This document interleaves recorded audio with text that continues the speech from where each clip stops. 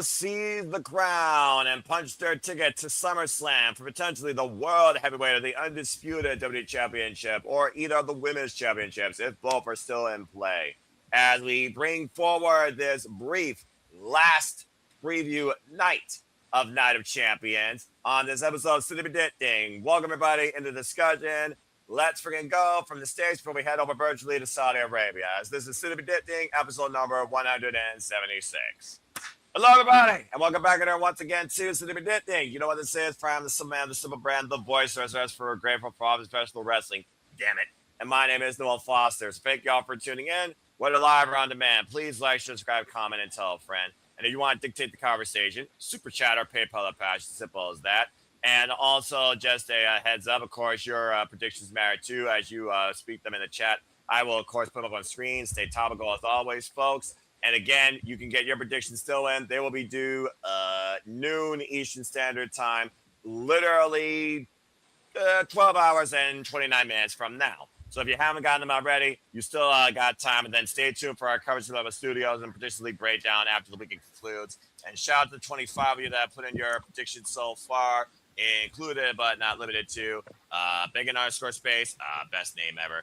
Adrian, our own General Jerry Slaughter, my horseman of predictions, Jeff Chadwick, Mark Griffith, Chaz Rocks, Brandon Rushes, Rocco, Steve-O, several members of No DQ, Kimberly, she's Canadian, by the way, nice lady, and even I see a couple of you. So, all right, let's go ahead and introduce the nice panel and get right into this Way. And shout out to, hey, Rob Green, great to see you. Hello. And Matt Helms, good to see you as well. And it's good to see once again the newest member of the City Predicting community live on the forum now, truly part of the family. It's wonderful to have Birdman, Dave Scheffler, wise as ever. Thanks. Dave, how are you this evening? How do you feel about tomorrow's afternoon festivities for Night of Champions?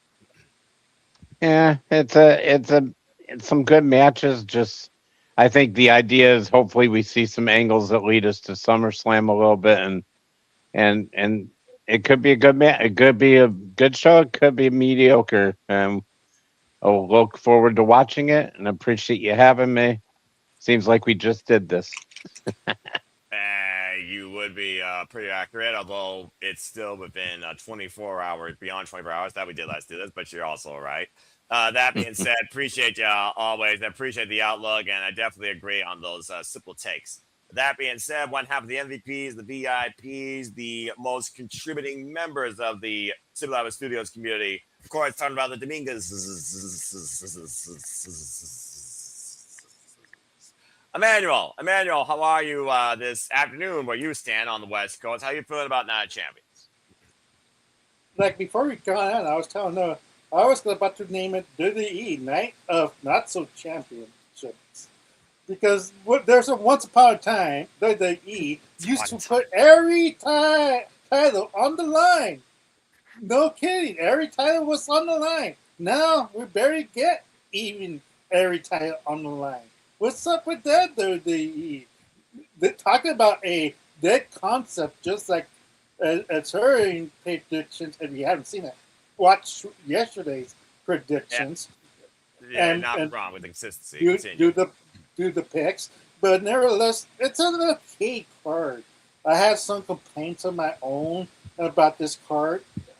Some individuals who did not deserve to win, in my opinion. But it's what it is. It's going to sell the card. People are going to be hot, and that's all we can do. Like they're the ease of business, and they're not going to listen to the hardcore fans. They're going to listen to the casual little kids, and that's the truth. I mean, hey, the truth will set you free, but also no lies detected. That's not an insult. That's just a fact of life. Yeah, and I agree with you 110%. Dummy. Yeah. And thank you for staying consistent. And when I say dummy, you say, yeah, dummy. Yeah. Dummy. I wasn't talking about you. I was talking about me. With that being said, he's not a dummy. He is the renegade of Wrestling JJ Williams, the CEO of Kazanian Studios and chief brand ambassador of the Super Reliable Studios.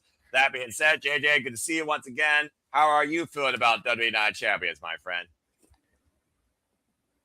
How about we just pull a Jey Uso here and we run back what Emmanuel said? There you go. Again, used to be every championship on the line. Now we've got 3 championships on the line on a 6-match card. Yeah. Neither IC titles being defended. No. The world heavyweight title's not being defended. The tag title's not being defended. No. Neither tag title's being defended. The women's No. tag title isn't being defended. No. Neither women's championship being defended. Shall we continue? Yeah. I mean, what are we doing here? I will give you the 2 King of the Ring finals matches because while they are not championships in belts, you are winning a tournament to get a title shot at the next big show. So I'll give you those 2 matches. Mm-hmm. But Seth and Braun can be on a random Raw. Facts. Just like half of the matches at Forbidden Door can be on a random Collision, but that's a whole other story. Again, well, Seth and Braun is a blow-off match also, remember. I'm surprised it's not Hell in the Cell instead of just a cage, but this is the blow-off for them. But to that point, Seth and Punk blow-off was at the Raw premiere on Netflix. I was about to say that. It's a premiere, though. That's a major show. Was a major show. Okay, so you saved this for Saturday night's main event. Well, that could be because Saturday. Yeah, I mean, still, but there's debates in there. To the point with the manual, consistency. That's going to be me. Consistency. I've got a lot to say about some of these matches and very little to say about others. So, in the words of No DQ's resident Big Baller, let's get this ball rolling, baby. I'm going to be here, but I'm going to be off camera.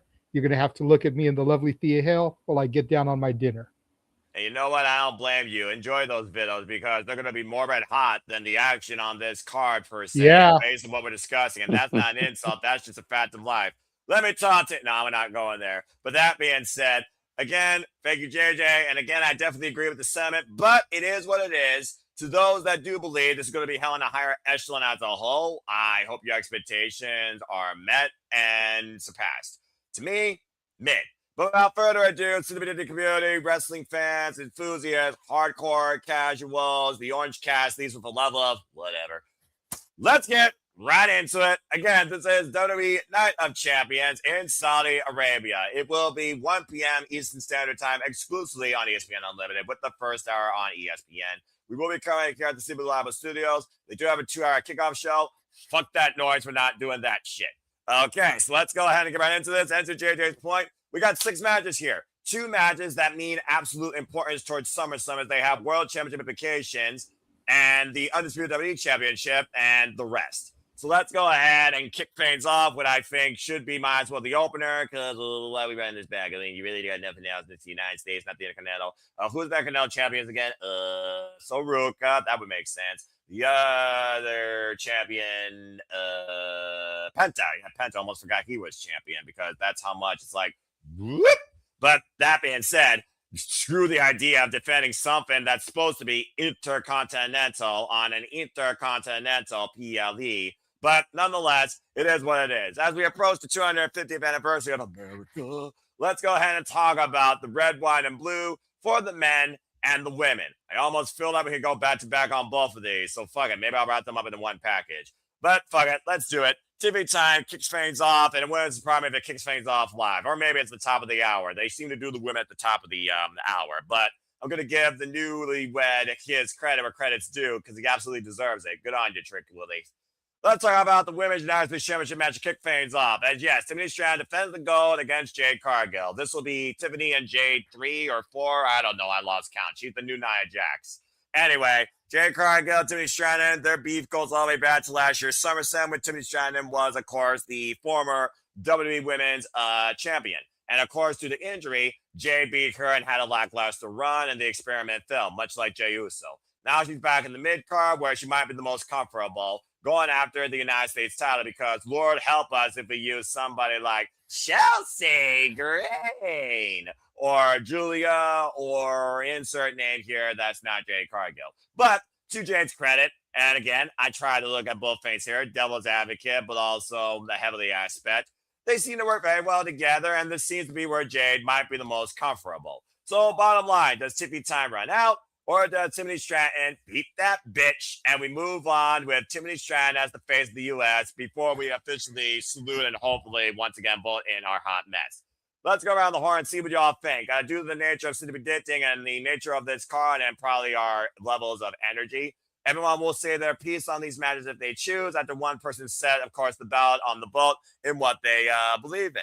And basically, according to Rob Green, both finals on the first hour, that's a whole different level of rage that you're going to bring out JJ and others. If that's the fact, Rob, I hope that you're truly wrong. In my opinion, one of them should end the show. The other one should start during the top of the main feed. Otherwise, they'll be, what are we doing?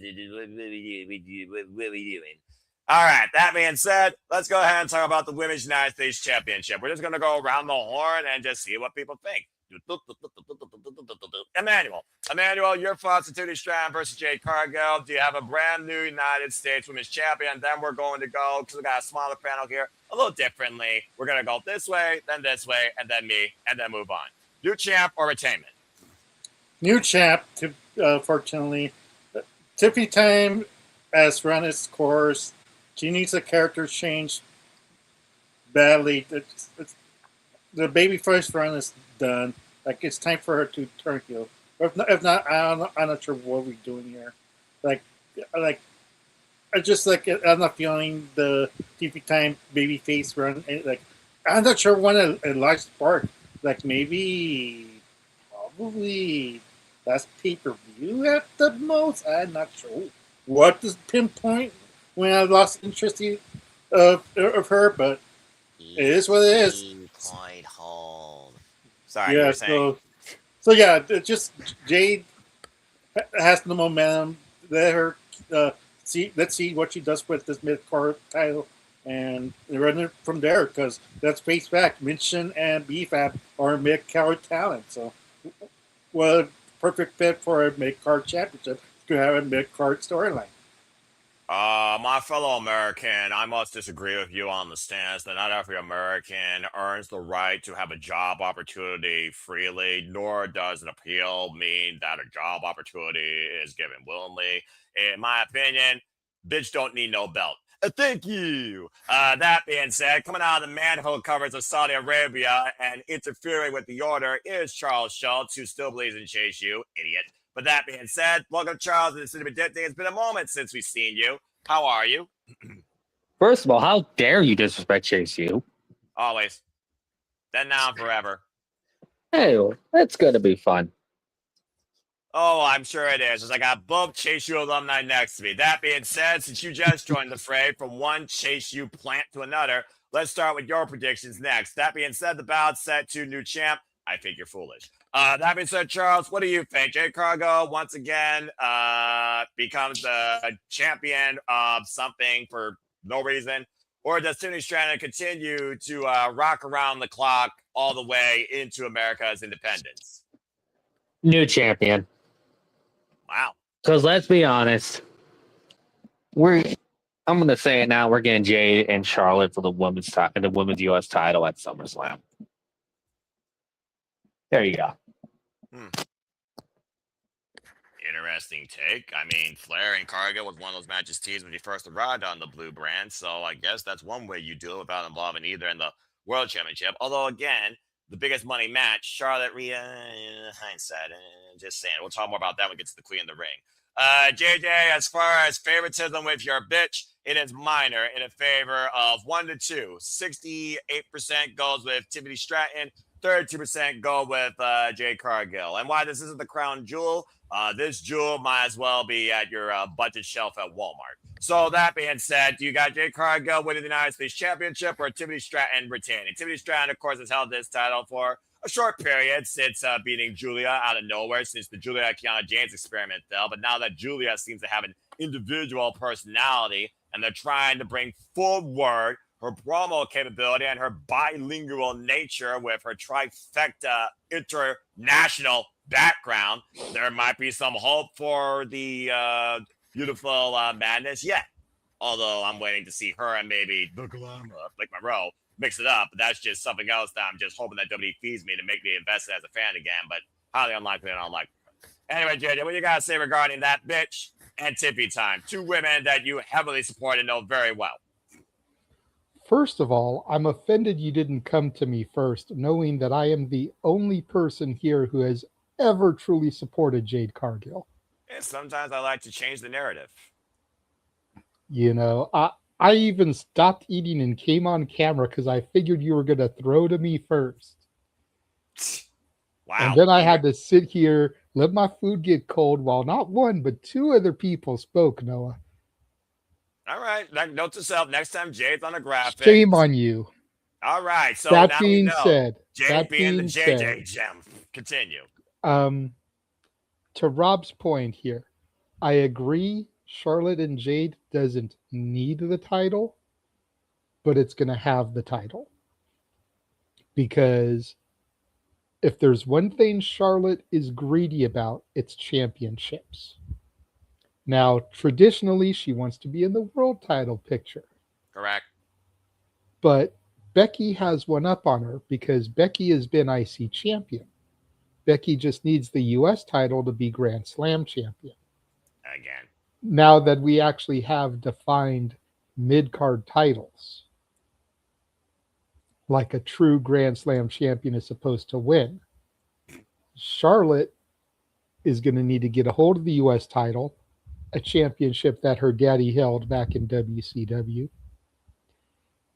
and get a hold of the IC title, a title that her daddy held in the WWE, in order to accomplish that Grand Slam. So that being said, Jade will defeat Tiffy here. Charlotte Jade will be for the title at SummerSlam. And I have a feeling Charlotte will win the title at SummerSlam. Because again, we need star power on a 2-night SummerSlam. And while you can argue if Jade is that star power, her in-ring ability may still be lacking to some, but everything else about her presentation screams superstar. Everything about Tiffany's look, and I love Tiffy. You know I've supported Tiffy Time since my NXT. The more and more work she gets done to her, the more and more she looks like a porn star instead of a superstar. Just saying. That may be where Emmanuel started to lose it with her. He was trying to pinpoint where that could be it right there, because she's more and more looking like she belongs on Brazzers as opposed to SmackDown. Well, she might be trying to appeal to a different audience. Look how well it worked out for Mandy Rose. I'm just saying. But that also cost Mandy Rose her job. I'm just saying. This is WWE. They'll keep whoever can put money into their pockets versus whoever can put freaking implants in their chests. That being said, you got Jade Cargill. I don't. I'm still going with Tiffany Stratton. I think Tiffany versus Charlotte is more worthwhile, especially with the Charlotte-Alexa dynamic in play that was basically going up against the badge of Jade Cargill on SmackDown tonight after Jade got the better. Hey, guys, you remember how WWE booking works? Usually based on the person that looks stronger going in, they lose. So I'm still on Tippy Time, and whoever RCS champion, who I think is more capable, who I think is more marketable, I'm going with Tiffany Stratton. Tippy Time or Brazzers endorsement be damned. I'm still thinking Tiffany Stratton is the face of the U.S. heading into July 4th. Now, as far as what happens beyond that, Madison Square Garden, Chelsea Green, Charlotte Implosion, Timu baddies go to catering or sent back across the border. I could care freaking less. That being said, Tiffany Stratton retains for right now because anything could change between here and SummerSlam, knowing the WWE doesn't know how to do something beyond a month, if not 3 weeks. And you got to do something major at Madison Square Garden. I'm just saying. The mecca of sports entertainment in America.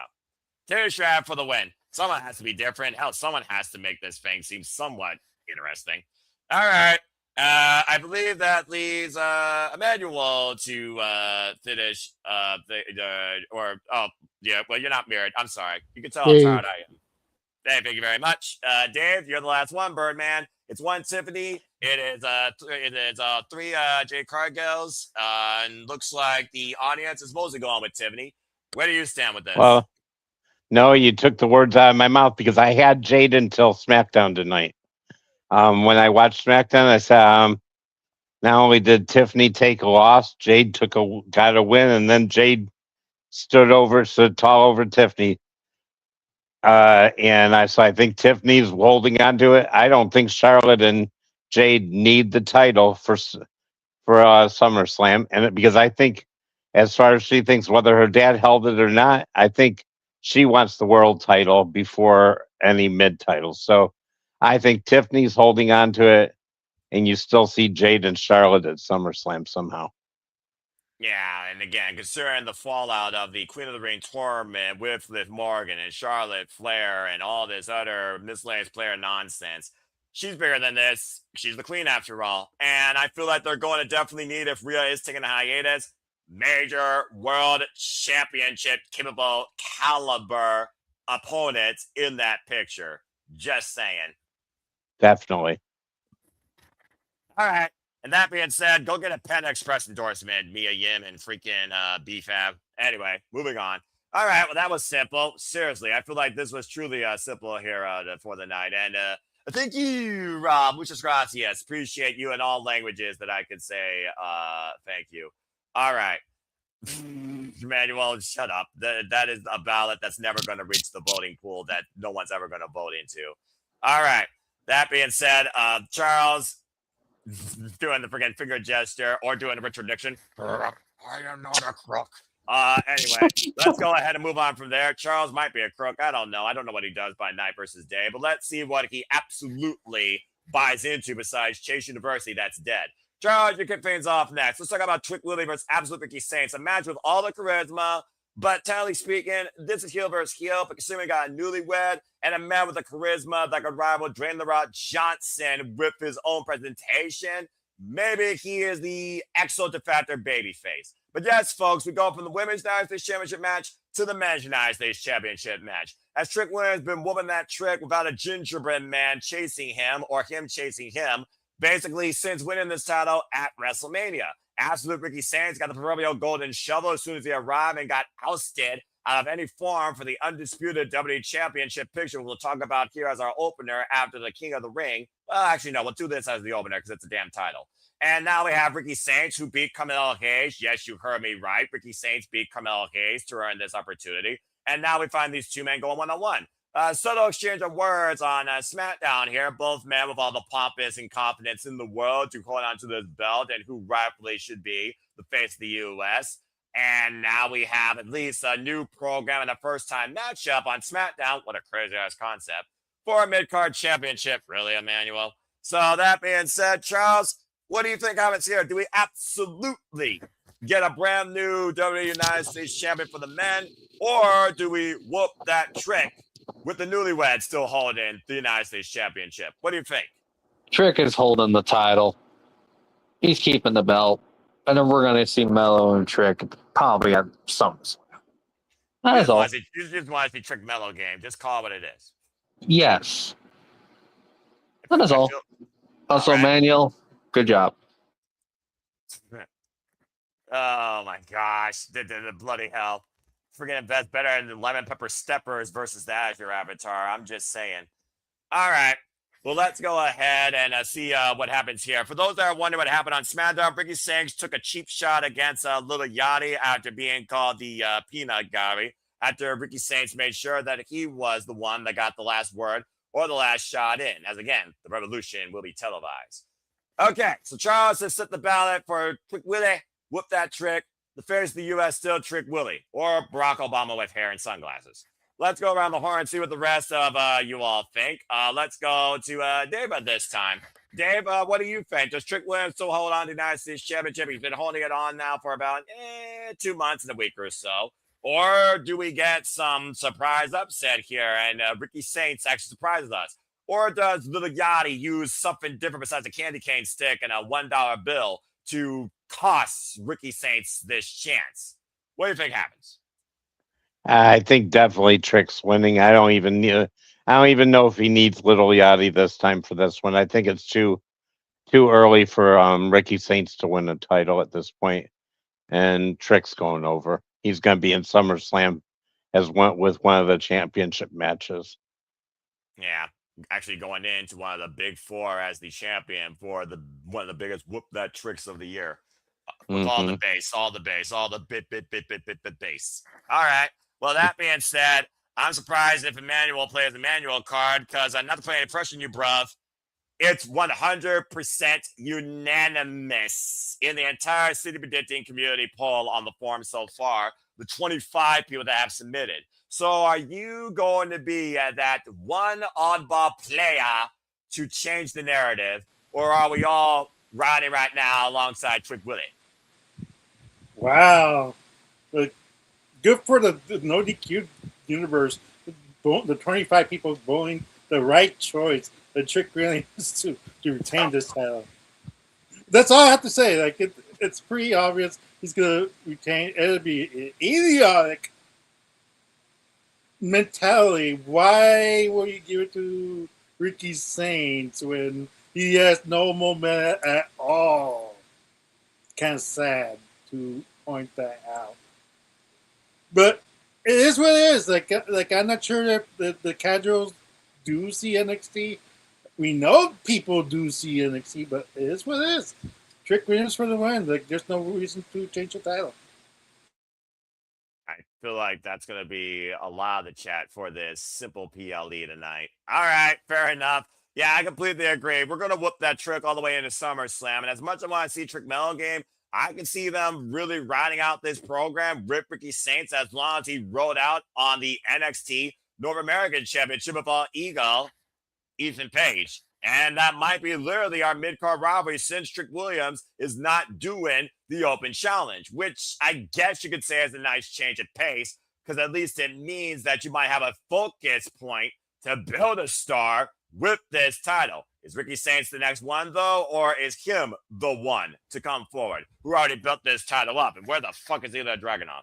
Just saying. But yeah, I got Trick Willie retaining. I will also agree to whoop that Trick. I like it. That being said, let's go to JJ, who will Booker T impression that all day and all night long, longer than a Lionel Richie song. And let's see if he whoops that Trick, or does he believe there is an absolute change that will happen in Saudi Arabia? Just saying. JJ, you finish things off. What's your thoughts on this? We're going to keep living in Trick Willy Wonka's chocolate factory, man. We're going to whoop that Trick. And the lemon pepper steppers are going to keep walking their way. Oh, bloody hell. All right. Okay, so that was pretty straightforward. So straight up, that's the first hour. And honestly, this makes sense to be the first hour, in my opinion. If it's the King and Queen of the Ring, what are we doing? What are we doing? Okay. I mean, the guy who brought us the fantastic era of Trick and A is going to continue to reign supreme here on SmackDown. I almost want to play the loser horn, but at least here it makes sense. And the less we talk about that, the less my blood will boil because I'm getting very close to that 3-word sentence. And Sunday will be the do or die. Especially, shut the fuck up, especially if a certain team loses against the only other team in a non-existent tag team division on the fucking shadow of a former identity that was the brand of TNA Wrestling with an actual women's division that led the business. Now, that being said, I got their piece in. Very good. All I wanted to point out is, like in the intro to Shenanigans, if Trick and A is what it took for Dattila to acknowledge someone from my NXT, I'm here for it. Because Dattila never worked Tuesday, remember? So still doesn't. And Charles has his hand up. All right, out of the sewers. Well, once in a while, he has to bring himself to light, like Evanescence. That being said, hello, lads. Good to see you in the chat. I'll send a link as well if you want to join in or continue just being a shout in the conversation if you wish. Just let me know, my Canadian friend. That being said, Sped also believes that Trick retains. Charles, what you got to say real quick? Second legs are working good. Jay's not wrong. Brain no work. We're live, pal. Yeah, I know. We're live. Yeah, we're all live here. I don't know how we're live, but we are. Continue. But yeah, I agree with JJ when it comes to the Trick TNA thing. That's all.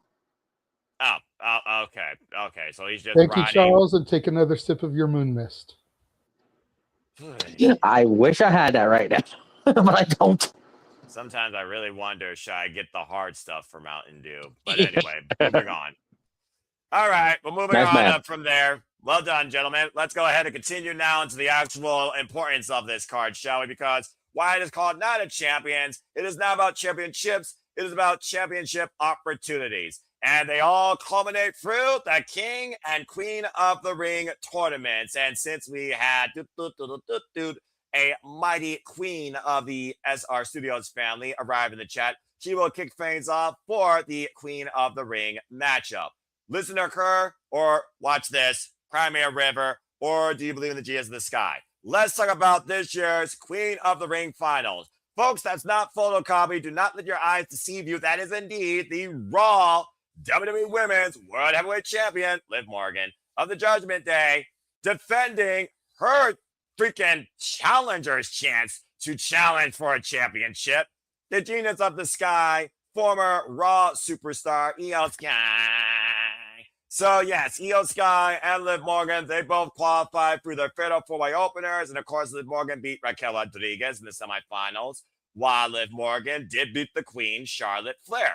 And basically Liv Morgan says, I'm the champion. Why not go after this? Why not control who actually gets to face me? Almost sounds like they're trying to do New Japan, but Temu style.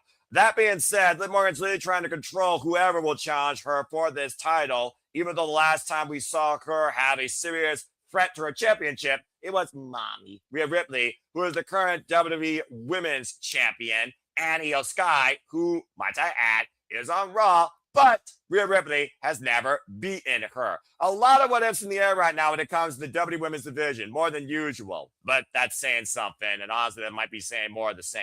Nonetheless, one of these two women will win Queen of the Ring and will punch the ticket to SummerSlam, either dictating the championship or pursuing a WWE Women's World Championship. So let's go around the horn and see what you all think. And as I said earlier, we will kick things off with one of our queens of the Cinema Studios, the Mighty Morphin Pink Power Ranger and the creator of Pop Culture Powerbomb, bringing her own power to this forum, Dattila. Hello, Dattila. Welcome to the forum. And who you got winning this year's Queen of the Ring tournament? And you're muted, and that's a great freeze frame. Botch. And StreamYard's not about my phone, so I'll be participating in the chat. That's fine, Ash. And I encourage you to also either tag alongside Dattila or just let your own baddie analysis be known in the chat. Now, Dattila, if you can actually speak, please speak. Okay. Okay, there we go. Very good. Oh, Okay. you know, I kind of question why Liv Morgan was in this tournament in the first place. You and everybody that has a brain that sees she has a damn strap, not called a choker. But I'm just gonna go ahead and pick Liv Morgan. I feel like she's gonna pick her opponent in this for who she gets to face. Okay, fair enough. Yeah. So basically, it's Judgment Day, defined by the Judgment Day when it comes to anything that happens with the WWE Women's World Heavyweight Championship, primarily dictated by judge, jury, and executioner Liv Morgan. Yeah. I gotta go with Liv on this one. I just feel like, you know, she's probably gonna want to pick her opponent. They're probably gonna allow her to pick her opponent because I don't know. I mean, if Io Sky wins, who does she face? You get me? Well, there's nothing official yet. And as far as I know, you got Liv Morgan and you got Rhea Ripley. Women that she's both beaten. True.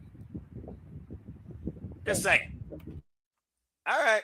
Thank you, Dattila, and so glad to have you here. And it's been such a long time, my friend. I hope that everything's going well in and out of academic ventures and pop culture references and escapades. And again, folks, if you haven't already, follow her today at PC Powerbomb on the X and subscribe today to Rangers of Wrestling, where it's always wrestling. I like messing with you, and you're my. Who doesn't like messing with me? I'm the butt of everybody here for some reason because I am not entertained. You know, I'm almost done writing your song. I'm gonna hire someone on Fiverr to sing it. Oh, and we're gonna make a whole music video out of it. Yeah, I'm sure that's gonna hit the Spotify Billboard charts. Thanks, Dattila. Much love to you, pal. All right. And much love to the family of Joe Dorian, by the way, who fronted as part of Violent Design in TNA Impact Wrestling as he lost his battle with cancer and his life has officially hit zero wrestling power. All right. That being said, she set the ballot for Liv Morgan. Cry me a waiver if you disagree. But then again, Saudi Arabia, based on her previous record, she's had good fortunes here. Let's not forget. Former Crown Jewel champion, I believe the inaugural Crown Jewel champion, and she even beat Becky Lynch here at one point for that very freaking title that she's holding. Just saying. This very well might be her stage. She also won the Royal Rumble in Saudi. Yeah, literally. Earlier this year, that led to her WrestleMania moment where she introduced Trouble. Oh, wait, no, that's EC3. But Trouble in the Monday Night Raw more than ever, being the leading woman of Monday Night Raw, whether people like it or not. Me, indifferent. All right, so we got Liv Morgan. Let's go around the horn and see what the rest of the people think. We will go with Emmanuel next on this one. Emmanuel Io Sky. She doesn't have anybody on Monday Night Raw. She's rolling solo. Rhea Ripley, debatable right now where both her body and her mindset stands. I just hope that she's okay. Liv Morgan, she has the entire Judgment Day behind her. The leading women of Monday Night Raw, and of course, Raquel Rodriguez and Roxanne Perez. And someone's got to give sooner rather than later with that trifecta of power in the longest running Evanescence My Chemical Romance ads in Monday Night Raw history, not named Degrassi. So what do you got to say, Emmanuel, regarding this? Wow, I mean, like, there's so much to unload in this match. It's just the stupidity of this match. If Liv loses, it makes her look weak. It makes the title look weak. Yeah, exactly. It makes the title look weak. Io winning, and she picks Mommy. What an idiot! You just threw away your pick for Rhea Ripley. You just beat the world woman champion, Liv Morgan. 1, 2, 3. Yep. My mom just disconnected the light. It's okay. Don't worry about it. He went to dark as soon as he said Molly was on top. Damn. Yeah, it's okay. It's okay. But nevertheless, this is entertaining. But nevertheless, it's kind of frustrating because then you go like why didn't you go for Liv? Like it's that simple. You just beat the world champion. But like I said, like if if Liv is gonna win, she's gonna beat face Rhea. If Io's gonna win, she's gonna face Rhea. This both storylines is gonna lead to Mommy, which is certain because she's like, I'm over her. Like, I don't feel the charisma. I'm not just feeling it anymore. She needs to change the character and everything. I get why people cheer for her and everything like that, but it is what it is. I'm just done with it. It's just both women champion needs to lose the title right away. But I could see the position where he is. Saudi wants Liv Morgan there in this position for reasons. I'm not sure. There's two people who are the primary baby for Saudi. Cody Rhodes, Liv Morgan, and Sami Zayn. For some reason, those three, they love a lot. They go over. They haven't lost a match. And one of them, we got to predict one of them to lose in the triple threat match. Isn't that ironic? So, fair. I just want to say Io hopefully wins it. But that's my pick. Io's going to win it. But I know deep inside WWE's going to give it to Liv. And we're going to see Liv Morgan versus Rhea Ripley because we saw the goodbye. Like when Rhea got transferred to SmackDown, she said her goodbye to Liv, and like we see each other again, and that's what we're gonna get a repeat of that match. If not, then it's gonna be Io versus Rhea, and Rhea's gonna finally get that victory over Io. And what's the point of her getting the queen of the ring? Just so she could just lose? Like it's a lose-lose situation either way. Talk about a double-sided coin or a double-edged sword. Damn. All right, fair enough. And quite a take. But that being said, he's hoping for Io Sky, but he's leaning towards Liv Morgan. All right, fair enough. Well, I will say this as we go to JJ next. Believe it or not, the majority are going with Io Sky to become the Queen of the Ring. 92% of people are going with Io Sky winning this, while 8% are going with Liv Morgan, which equates to 2 people picking Liv. What is surprising, they're just fans for a different reason.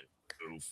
But that being said, JJ, what do you think? We were talking at nauseam here on Saturday Shenanigans, which you all could find and tune in here 11 p.m. Eastern Standard Time on a regular basis, moderated primarily by JJ, if not by me. The weekly moderate conversation wrestling massacres about the studios. But it is one of those things right now that, yeah, with the uncertainty of Rhea Ripley's longevity based on physical capability and her mentality, something has to give on the SmackDown side for the women's division. And here I find it would be a fatal influence before anything else. Because WTF NXT, WTF SmackDown, make a drawing point, surprise us. How about that for a hot take? And Lady Reed and Fallon Henry, they're just winning in the rings, in my opinion. But that's a whole different conversation. But nonetheless, they're ousted. I am involved here. Here we are. Liv Morgan, Io Sky. And at the end of the day, it's literally Io, Rhea, Io, Rhea, Liv, Io, Rhea, Liv, Io, Rhea, Liv. It's the literal triangle of the Triforce of women that literally hold the entire WWE landscape right now, proverbially in their hands. So what do you think, JJ? Well, despite the fact that she just left, I was going to bring up, first of all, that Datilla reminded me of somebody in the fact that I talked about her when we were discussing the last match, and then all of a sudden she appeared. Do you know, Emmanuel, do you know of anybody who, when you say their name, they appear? Is it Joe Henry? Yeah. His name and he appears. I believe in Joe Hendry. Or be cursed. Shut the fuck up, Charles. I'm just saying that. Every damn night. Has to happen at least once. It's great to be back. Bloody Well, am I hell. wrong? Did Datilla showing up not make you think Joe Hendry? Because I literally had just got done talking about her, saying her name, and she appeared. You didn't even think about that. 'cause He's for got you what? there. Yeah. Get back on topic. Okay, so in seriousness here, there's a certain 5-letter P word, and no, it's not anything nasty for you people at home, but there's a little 5-letter P word that WWE has used a lot these last couple years. Can anyone take a guess as to what that word is? Pivot. Thank you, Dave. I believe personally, and granted, I'm no WWE insider, I'm no Sean Ross Sapp, I don't have any inside track to information on stuff. But my personal belief is that there have been quite a few pivots this year in the Queen of the Ring tournament. First things first, if stories are to be believed, the only reason Liv is even here is because Stephanie Vicker got injured. And they Yeah, I wanted to remember we keep were something that. doing with the champion while Stephanie was out. Mhm, So right there, you've got a pivot in the fact that Liv is in the tournament. mhm, I don't think Liv was ever destined for the finals. I think she was originally going to get eliminated by Roxanne or Raquel to potentially set up a match at SummerSlam for her title. Still waiting for Roxanne to break free. I'm just saying. And then we could have had whoever was in the finals challenge Rhea. But then, if stories are to be believed, Rhea Ripley is injured. To the question that Ash asked earlier, how severe is Rhea's injury? We don't know. Nothing has been said. Traditionally, when Rhea gets injured, they let us know how severe the injury is. Oh, yeah. So I think the original plan was Io was going to win, go to face Rhea at SummerSlam, Rhea was finally going to get her victory over Io Sky. Get the one win she's never been able to get. Granted, it's not at the Mania stage, but it's the second biggest stage. It's SummerSlam. Exactly. But with Rhea's injury, we can't put a chance on that. Because what if she's not cleared for SummerSlam? And you're going to have a lot of angry fans. You put her on a friggin' marquee. So that's why I still firmly believe the pivot that we are going to see is Liv is going to win, but winning isn't good enough. She is going to call Rhea out right then and there. Rhea, being the dumb baby face, is going to accept the challenge.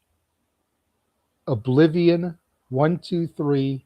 Rhea goes off to get healed, whatever's wrong with her.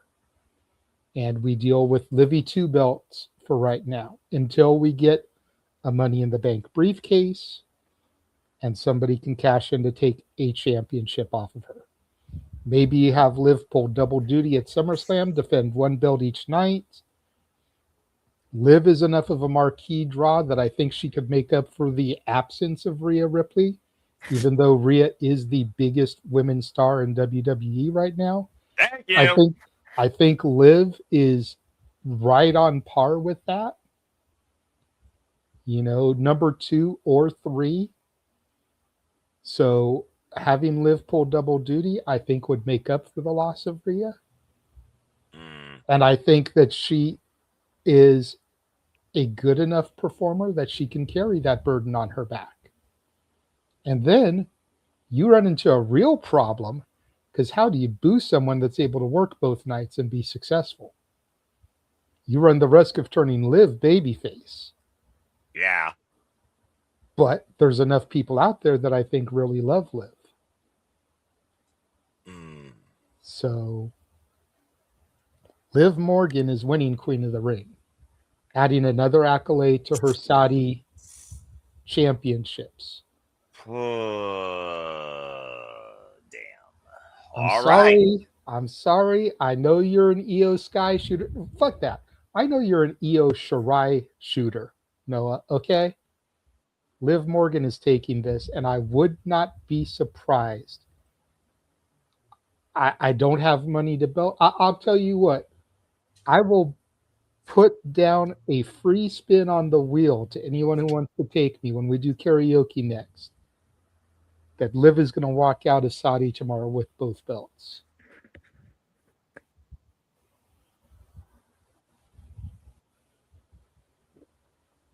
All right, fair enough. I want to know how you do karaoke, and I might take that bet. Don't be foolish. Follow the man's advice. Don't gamble, especially your dignity.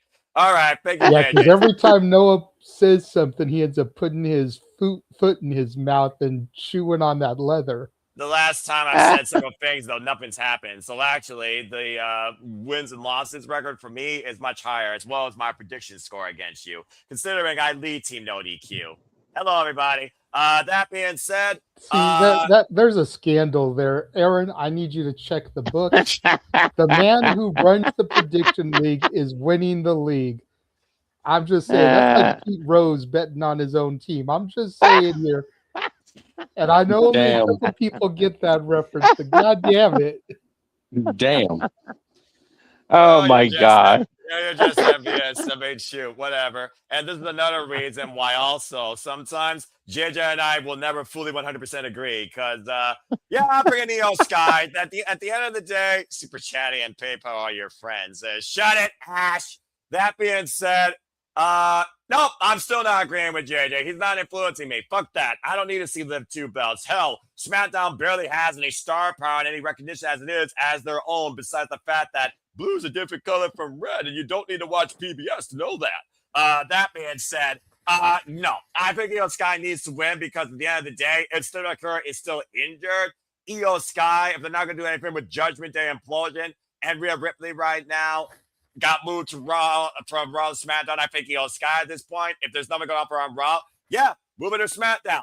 Build some new life in that women's division. Or if Stephanie, who again, last we saw her, stern face-to-face with Liv Morgan, there's hell to be paid, by the way, considering that the Judgment Day was Stephanie's undoing at WrestleMania. Maybe she's clear enough. We get a surprise. She shows up because Judgment Day, I'm sure, is going to try and help Liv Morgan win this thing here. And Stephanie costs Liv. I still see more ways of Io Sky winning in the next 12 hours and going to SummerSlam to become the champion once again, especially if Rhea's going to be absent. Then the need for Liv Morgan to have both belts just because, for some reason, you can't actually define two women's divisions. Try and prove me wrong if you choose, but something tells me that Liv Morgan, if they don't have her solely on Raw, you've already fucked up. If they have her on SmackDown, you're underwhelming what you're trying to build up.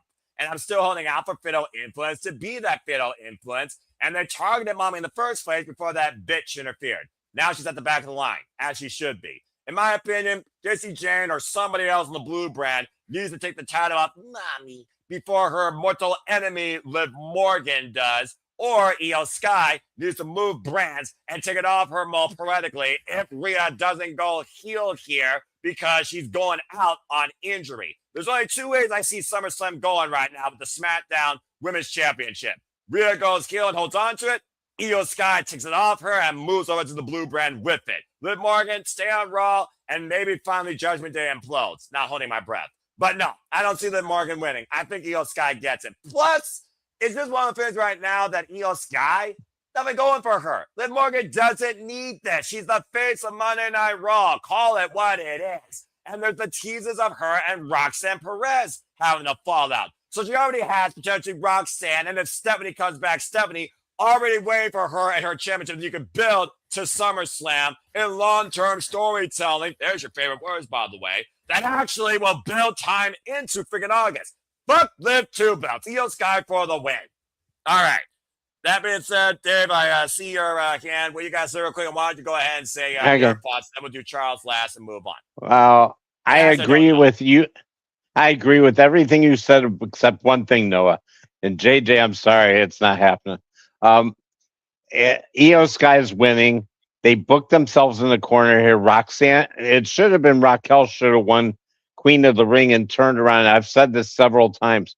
They should have done the Evolution thing from back in the early 2000s and had Raquel win it, and then Liv say, "Oh, let's go. But you go get the other title. Then Judgment Day will have all the women's titles." And then she'd turn and say, "No, I'm taking you out." But they didn't do that. They put Liv in the thing. They didn't need Liv to have a match in this show. They really could have left her out of Queen of the Ring and got her on maybe to wrestle against Io as a regular opponent too at one point or another. But my point is here, the one thing I think I think you're off about, I don't think Judgment Day is helping Liv. I think Roxanne was basically not even talked to in that last segment together. And Raquel was first talked down about her not caring about her too. I don't think they're helping her. If Stephanie's really still injured, she may not be going to Saudi just to interfere in the match. I think it's going to be Roxanne that turns on Judgment Day, makes sure Liv loses. Io's going to go on. If Rhea's really hurt, they may pull what they did when Becky got pregnant, and they gave the Money in the Bank when Asuka won Money in the Bank, she won the title. They could do that too if Rhea's really hurt too. And I don't want to see Liv having two belts. Becky, it was something, the way it happened was awesome. You don't want to recreate that with Liv. I don't think Liv is that person. And I just think that Io's winning this. I think JJ's going out on a limb with that one. I just don't think it's happening. He wouldn't be in a spot in the predictions league without going on a limb. But here's one thing me and JJ do share in common. We don't use betting odds in our predictions. Hi, Aaron Riff. But that being said, thank you, Dave. All right, so that being said, he also has the Io Sky winning as well. So I like the fact there is a split partition. So at least WWE made this somewhat interesting. Amanda, I do see your hand. What you guys say before we conclude with Charles and move on to our next match? Yeah, just three quick notes. Like with Stephanie, like if it's that injury, then she had a case with her old boyfriend that kind of abused her and everything like that, and she needed to go for court with that. and everything like that. Now I'm not sure if she's 100%. If it is, then she's going to come back tomorrow. If not, then you can see her in SummerSlam possibly. Second of all, Liv Morgan so far has been undefeated with her new song that she debuted. If you hear that theme song, that you know what song. I'm not gonna sing it because that freaking annoying.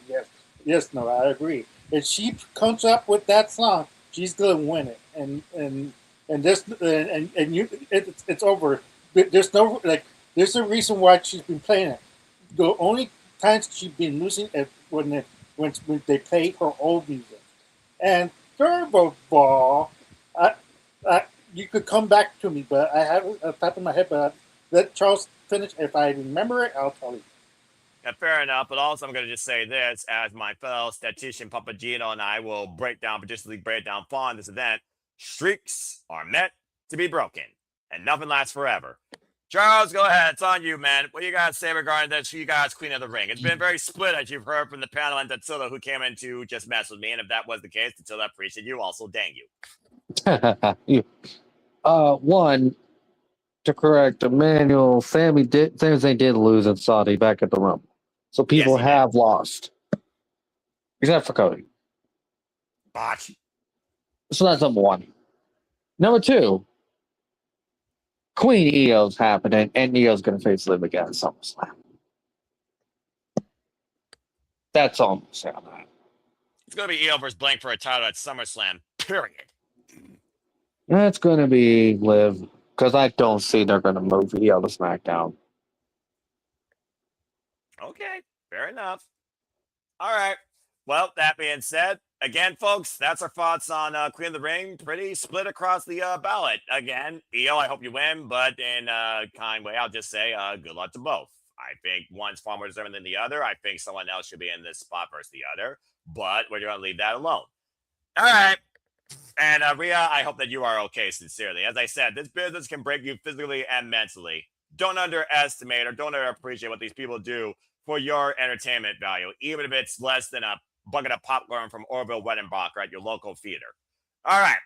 Well, good job, everybody. Let's go ahead and move on from there to JJ's favorite title in WWE, the Undisputed WWE Championship, as Cody Rhodes defends the gold against Sami Zayn, who did lose, by the way, the match he lost that Charles also corrected Emmanuel on. It was also for the Undisputed WWE Championship.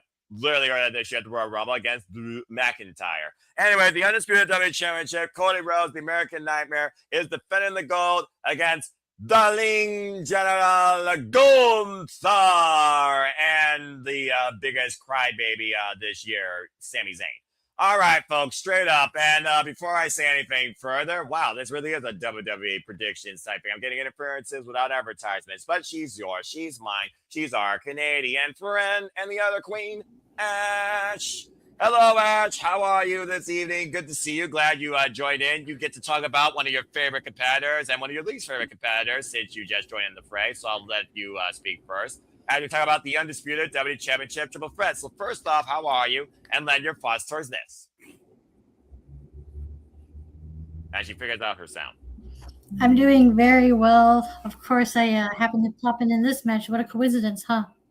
Well, here, how about this? You lended your thoughts earlier in the chat, but I only think it's fitting that the other queen talks about Queen of the Ring. So why don't you talk about that more ad nauseum on screen with the viewing audience, and then you can go from that maybe positive, even side demeanor, to what probably is going to turn into let me talk to you, little rant with metaphors like LA Knight-esque with this match. So Io Sky and Liv Morgan, your thoughts on that real quick, and then we'll shift gears to the Undisputed WWE Championship. I want, as much as I'd love for Io Sky to win the tournament, I have this weird feeling that Liv is taking it. I don't know why. Maybe it's because of how they're pushing Liv, but you can also make the argument that they're also pushing Io Sky, so who really needs this more? But I think they have more stock in Liv Morgan at the moment, so they're probably going to have her win over Io, sadly.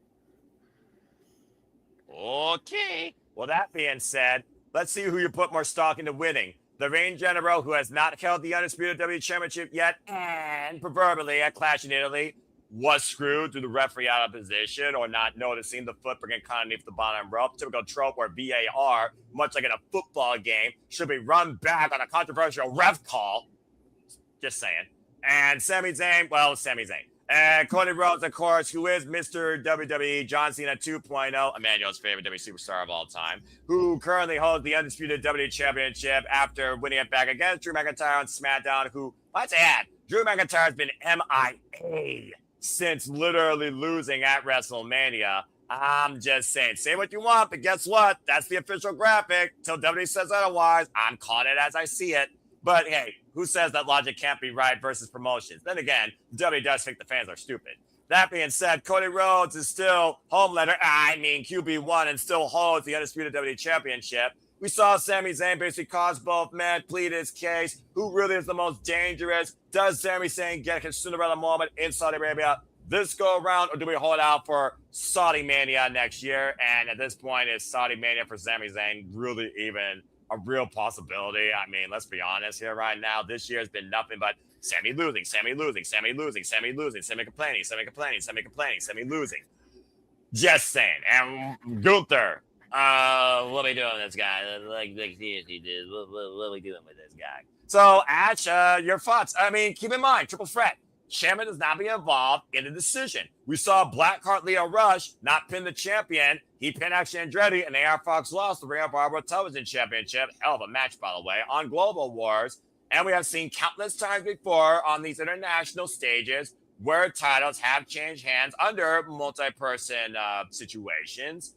And at this point, Cody, he might be the only real chaser for the undisputed WWE Championship right now in the WWE ecosystem, if being perfectly honest, unless something maybe happens in King of the Ring that we'll talk about here a little later. So who you got leaving with the undisputed WWE Championship? Cody Rhodes, your favorite, quote unquote, not. Sami Zayn, fellow Canadian, also Crybaby Ginger, or the Ling General Gunther, who clearly has no identity or direction. He was just thrown into this. Cody Rhodes is not dropping that title until WrestleMania changed my mind. Damn! All right. Short, sweet, somewhat to the point. All right, so $50 follow-up. Do you think Sami Zayn eats the pin, or does Gunther eat the pin? Because you got to consider triple threats are buffer, fall person formula. Someone has to be removed from the championship picture. Someone has to stay in it to continue with it. I think one of these elements is not going to belong here within the next 12 hours. So why don't you add on to that thought? I think Sammy's taking the pin here, and we slowly build them back up because there's no way they're having Gunther with the pin. Like, when was the last time Gunther was pinned? That didn't involve a title change. Oh, Exactly.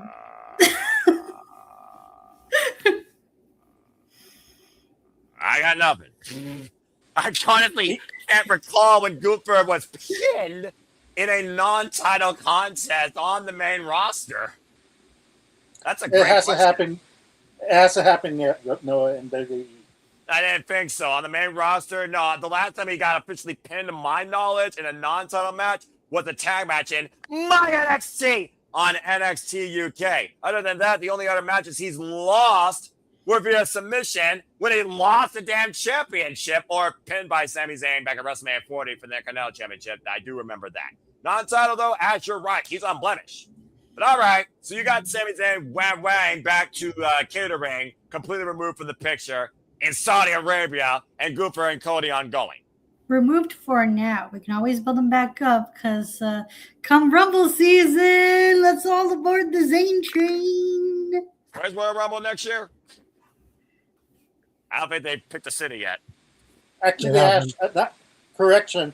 The first person who pinned Gunther is Cody Rhodes because the referee missed the 1, 2, 3 under this leg. So technically, Cody's is first. Oh, but you said non-title. Too. Shit, yeah, that's a good point. That also happened. Okay, hold on. That's a new wrinkle now. Shit. About to say, Ash, you want to rethink your thought? There's a reason why I started off with her.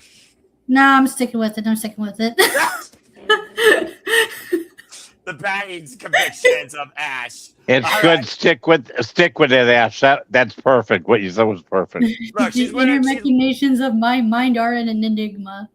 where have I heard that before? Insert milk carton spilling over here. Probably almond milk. That being said, that being said, you're leading the All Elite League for right now. So honestly, you're not missing much out here. And I don't expect a lot of changes in this, maybe 1 or 2 points. And I don't think this match is going to be part of that polarization, honestly. But all right, regardless, Ash got Cody Rhodes There's leaving. another fact someone put in the chat. I forgot Punk pinned Gunther at SummerSlam. I freaking forgot about that. Oh my But god. again, you said keyword non-title. Both Yeah, those that was a matches- title match. You're right with the non-titles. Title. Yeah, and Clash of Italy was title. It was for the undisputed WWE Okay, Championship. So I'm still clear. Cool. You're clear. you are. You're still good. You're still good. Yeah, exactly. Alright, And cool. even Rob pointing out right there. I'm remembering well. Hey, There you another go. Canadian. What's up? Whereabouts Rob, we gotta Canada get- you from? we Where gotta you get you on representing? We gotta get you on City Predicting one of these days, my friend. I absolutely welcome you onto this forum. We'll have a Canadian set up here. Me versus 3 Canadians. I know I'm outnumbered. All right. Nick and I in the Canadian Connection podcast. Just shooting the shit, watching Dynamite. Canadian Connection podcast hosted by Ash with your stars, Nick and Rob. Good grief. Hey Noah, get a Family Feud type of thing. The Florida guys against the Canada group. Oh my It's god, the that'd be Florida so team. fun. I'd be so down for that. Versus the Canadian team. Ash, I mean- see if you can get Stampede. Oh my gosh. You all got Family Feud up in Canada, so honestly, that could work. Steve Harvey's Well, the we better got 4 one. Florida guys from the No DQ. Me and a couple. Well, Gino's one of them, and then Matthew and Dwayne.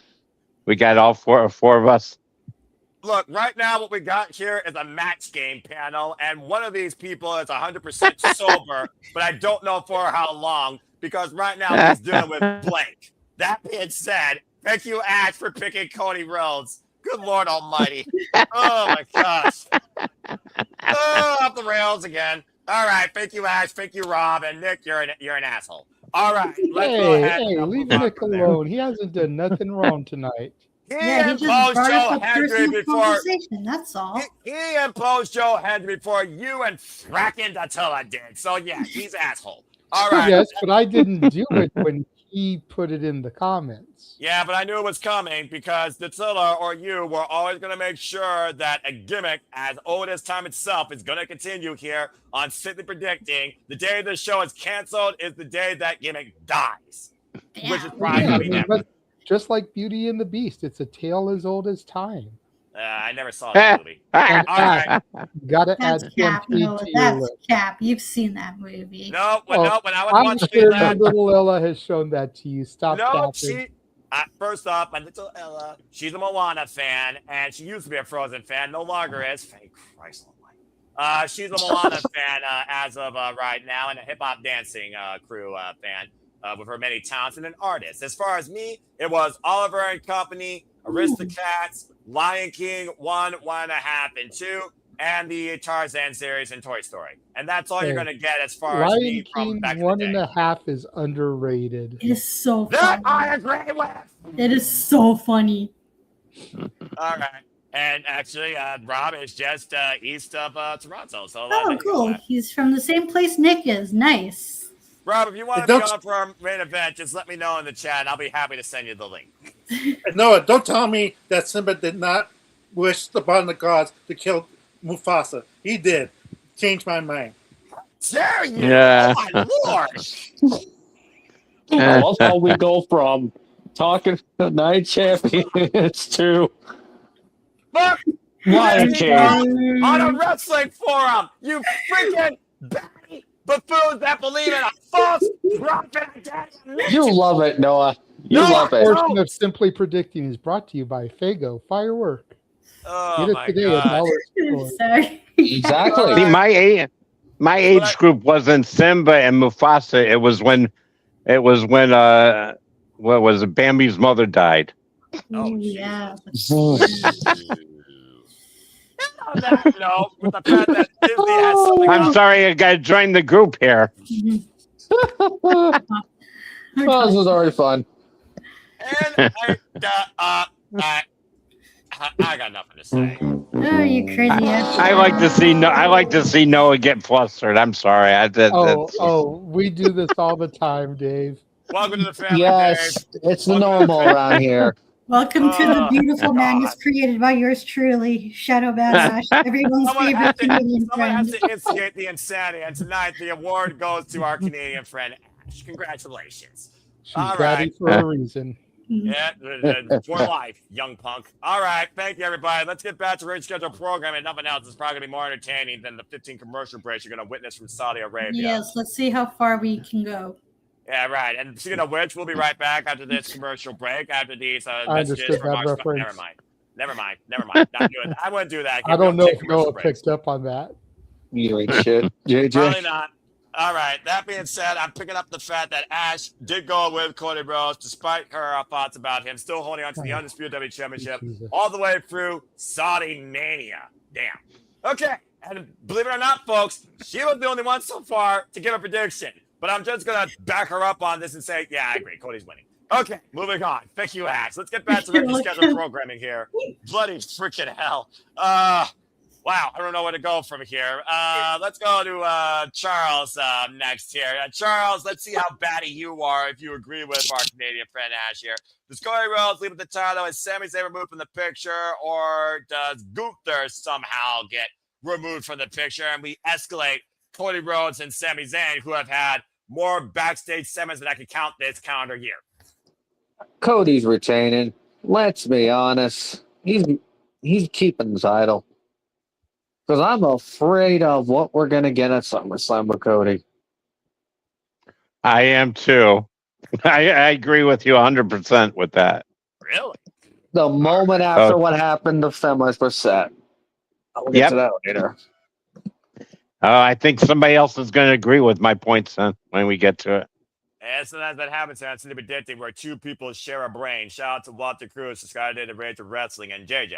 All right, well, thank you, Charles. That being said, he went to Cody Rhodes. That being said, while you're ESPN with him, Dave, why don't you go next? What are your thoughts towards this? Do you think that the Lane General Gunther can be the undisputed WWE champion? He was the former World Heavyweight champion, although that did happen at SummerSlam. Here we are in a show, though, in Saudi Arabia, of course. Gunther, strong record. He already retired the phenomenal AJ Styles earlier this year. But again, we have not seen that identity of career killer with him since he's been on SmackDown, I believe. So it does feel like they're trying to put him back in championship contingency. And here he is going after the prize in WWE. Call what it is. What do you think? Well, WWE creative has crapped the bed with him too. Pretty much just to play, because there's no way in hell he's winning. The only good thing is, like Ash put it, because I totally agree with her, it's going to be Sammy that gets pinned by Cody. They're going to do whatever little they can for Gunther at this point. I don't know how it's going to be for, even though there's been shenanigans. That's a shout out for your guys' other show. And they've been cheap plug. There's going to be with shenanigans. How many times this will be 4 in a row Gunther's lost against where Cody was involved, including the what was it, the Night of Champions last year? So yes, you are correct. Crown Jewel. Gunther's been ever since the career killer, he's been basically blown up and put for dead by them. Damn. Put on the show, don't you? All right. Well, that being said, he's got Cody retaining as well. Okay, let's once again see if Emmanuel plays the Emmanuel card here. This is the greatest opportunity tonight for him to do that. Emmanuel! As I scream to you like Roderick Strong. Does anyone not named Cody Rhodes leave the undisputed WWE title? Well, you're all right, Noah. I'll play my infamous. There it is. There it is. Fuck me! That happened eventually. Damn it! I was being sarcastic. No, I'm being serious. Like I put Gunther for my predictions. You put Gunther? Wow. I put Gunther. I understand. I understand your guys' point. Like I pointed out previously, like there's a reason why two of the three, because like Charles said that Sammy lost doing a rumble match, but that's okay. Like I don't count rumble match like as a singles match, but nevertheless, these two, specifically Cody and Liv, had not lost in Saudi Arabia. So it would have not surprised me or shocked me that Cody will win this and keep on chugging along in this way of the hardcore fans of the hatred towards Cody Rhodes and the Blend run.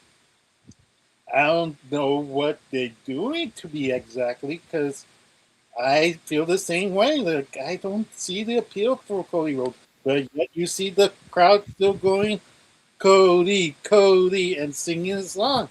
Polarizing like John Cena, so he should be your favorite.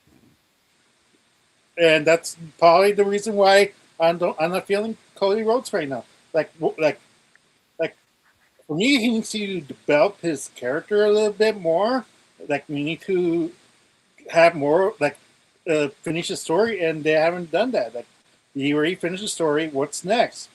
Like he already lost his title twice. Like he lost already the title 2 times, and it's like now what? It's like where you go from Cody? 13 more losses. Exactly. So it's for me. It's like, what's the point of booking Gunther in this storyline just for him to keep eating losses to Cody Rhodes? Eventually, he needs to get his win back. Eventually, right? Hopefully, right? One right there, he's gonna get one victory, right? Well, I would think.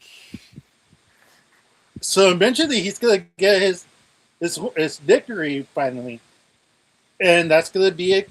And Sammy's gonna be the person who takes the fall, and he's gonna say, "I'm the greatest champion," and that's your SummerSlam match. Cody Rhodes versus Gunther for the title again, one more time. I know, like, I know, Charles. Like, I know you're shaking your head no, but it's like, what else can they do? Like, who's like besides Oba versus Roman Reigns? Like, do you think it's gonna be Oba versus Cody Rhodes? Well, talk about that Punk. in our main event. I'll tell you I that know, right but now. like, spoiler alert, you know my pick, but sure, I just spoil. Could be influence. I just spoiled it. Yeah, I just spoiled my pick, but I mean, you probably know someone could influence you, and you're still gonna re-elaborate on it. But continue about this. It's gonna be hard to persuade me to change my pick. But JJ, you've been challenged. But it's for me like it's time for Cody Rhodes to be chasing the title. Like even Cody admitted that he does better as a chaser than being a champion. So why not let him chase for a while? Why not let him chase the U.S. title again? Why not, like I'm not sure. Like I don't know what you do with Cody at this point of his career. But it's not the title anymore. Like it's okay to move on. Like it's like this 6th cycle. Like same with Gunther. Like it would be great for him to chase the United States Championship as well. Like it would be beneath him, but it's something for him to elevate to prestige. Look at what he did for the IC title. IC title was pretty much dead, and he revitalized and make it into a workhorse championship again. The longest workhorse in WWE history. Yes, exactly. So it would be a great thing for if Gunther would to hold a US title. Even Cody Rhodes, it'll help him elevate the title a little bit. That's not a bad idea, but it's like they're scared of what they're gonna do with these main eventers after they don't have the title.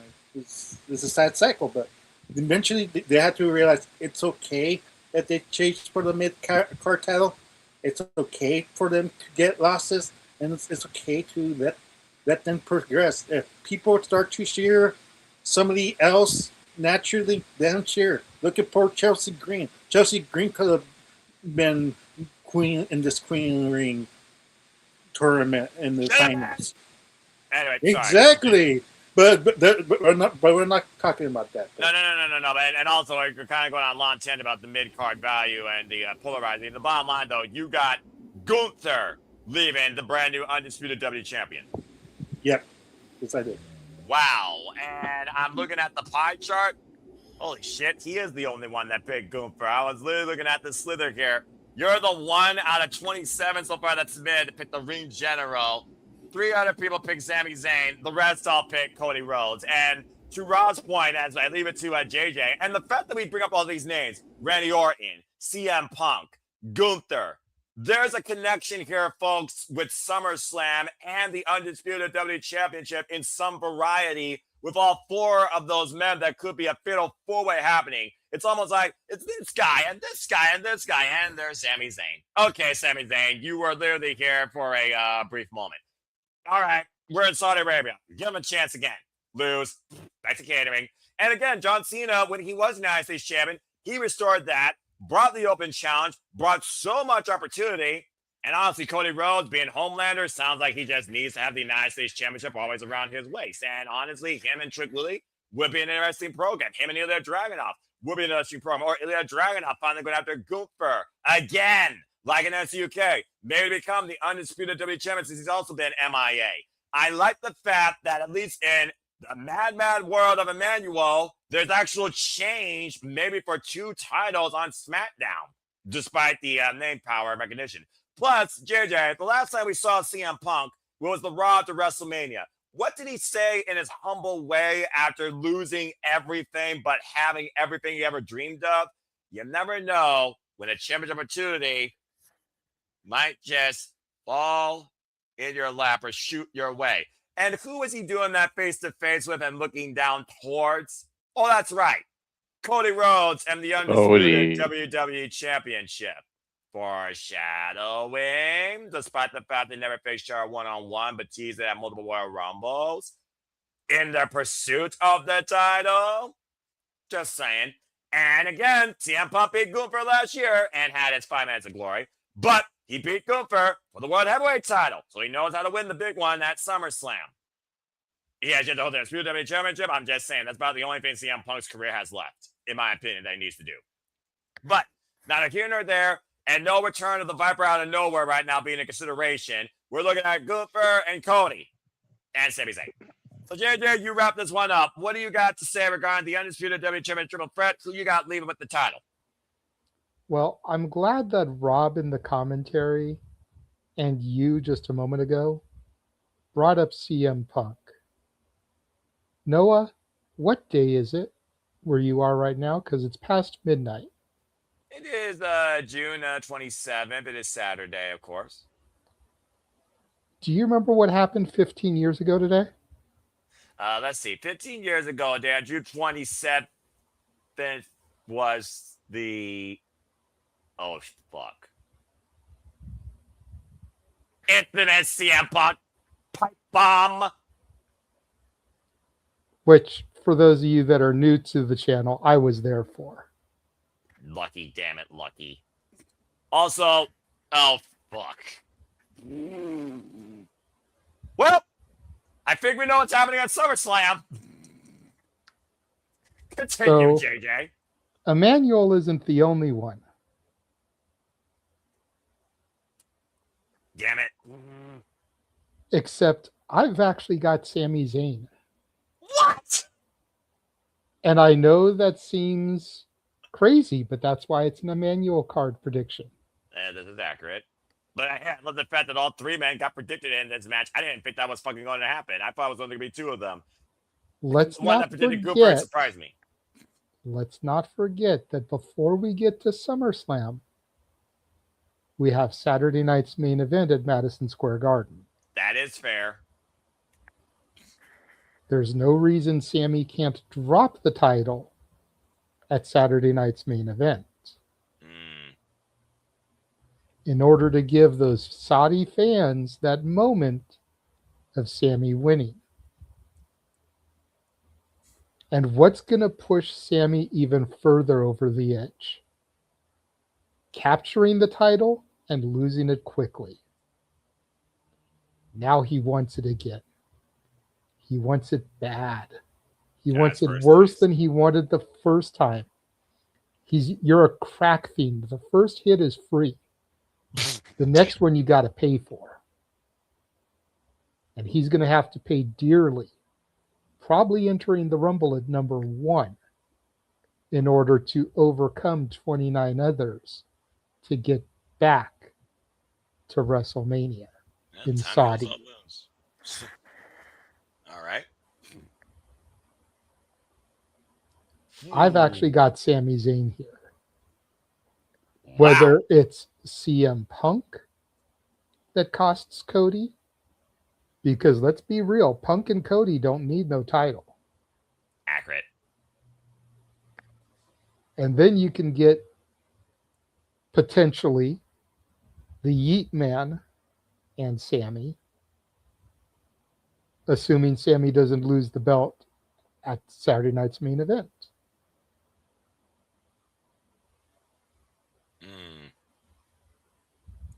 Okay. Well, that being said, because that's the type of match where I could see, and again, it's not that I want Jay to win, and I know we're going to get there when we get there, but I could see WWE doing Jay and Sammy. I could see Jay beating Sammy, and I could see Sammy then acknowledging Jay as his tribal chief. Because Roman may still be champion come SummerSlam, but what's the bigger belt? The Undisputed WWE Championship. Duh. Which would be around Jay's waist. Jay would technically be holding the bigger belt than Roman. As long as they don't the tribal chief. As long as they don't merge the two again, I can definitely see what you mean. And of course, the bloodline, always trying to keep things in the family regardless. But still, JJ, you really surprised me there. Wow, Sami Zayn, undisputed WWE champion. If nothing else, because they're in Saudi Arabia. Again. And again, you know, we've said a few times here on Shenanigans, in Spaces, on Simply Predicting, we need to stop having these long-ass title reigns. Not every title reign needs to be 200, 300 plus days. I agree. Cody got the belt at Mania. Prior. When did he get it? I'm pretty sure it was in February. Okay, so he got it in February. February to June. Nice little few-month run. Sammy till July, early August. Little month-plus run. Not a big deal. Then we can go on another decent little title run to get us to Rumble or Mania again. Like a couple of short runs in the middle there ain't going to kill nobody. And if it adds to the further storyline of making Sammy go crazy, I'm here for it because we need something new with Sammy. Well, at least he's being more proactive than Johnny Gargano, who gets literally paid to plank. So I do see what you mean. That'll be the day. Just me literally laying back there planking while you all talk freely. Emmanuel, I do see your hand up. What you guys say real quick before we move on to our main event? Not because you mentioned Johnny Gargano.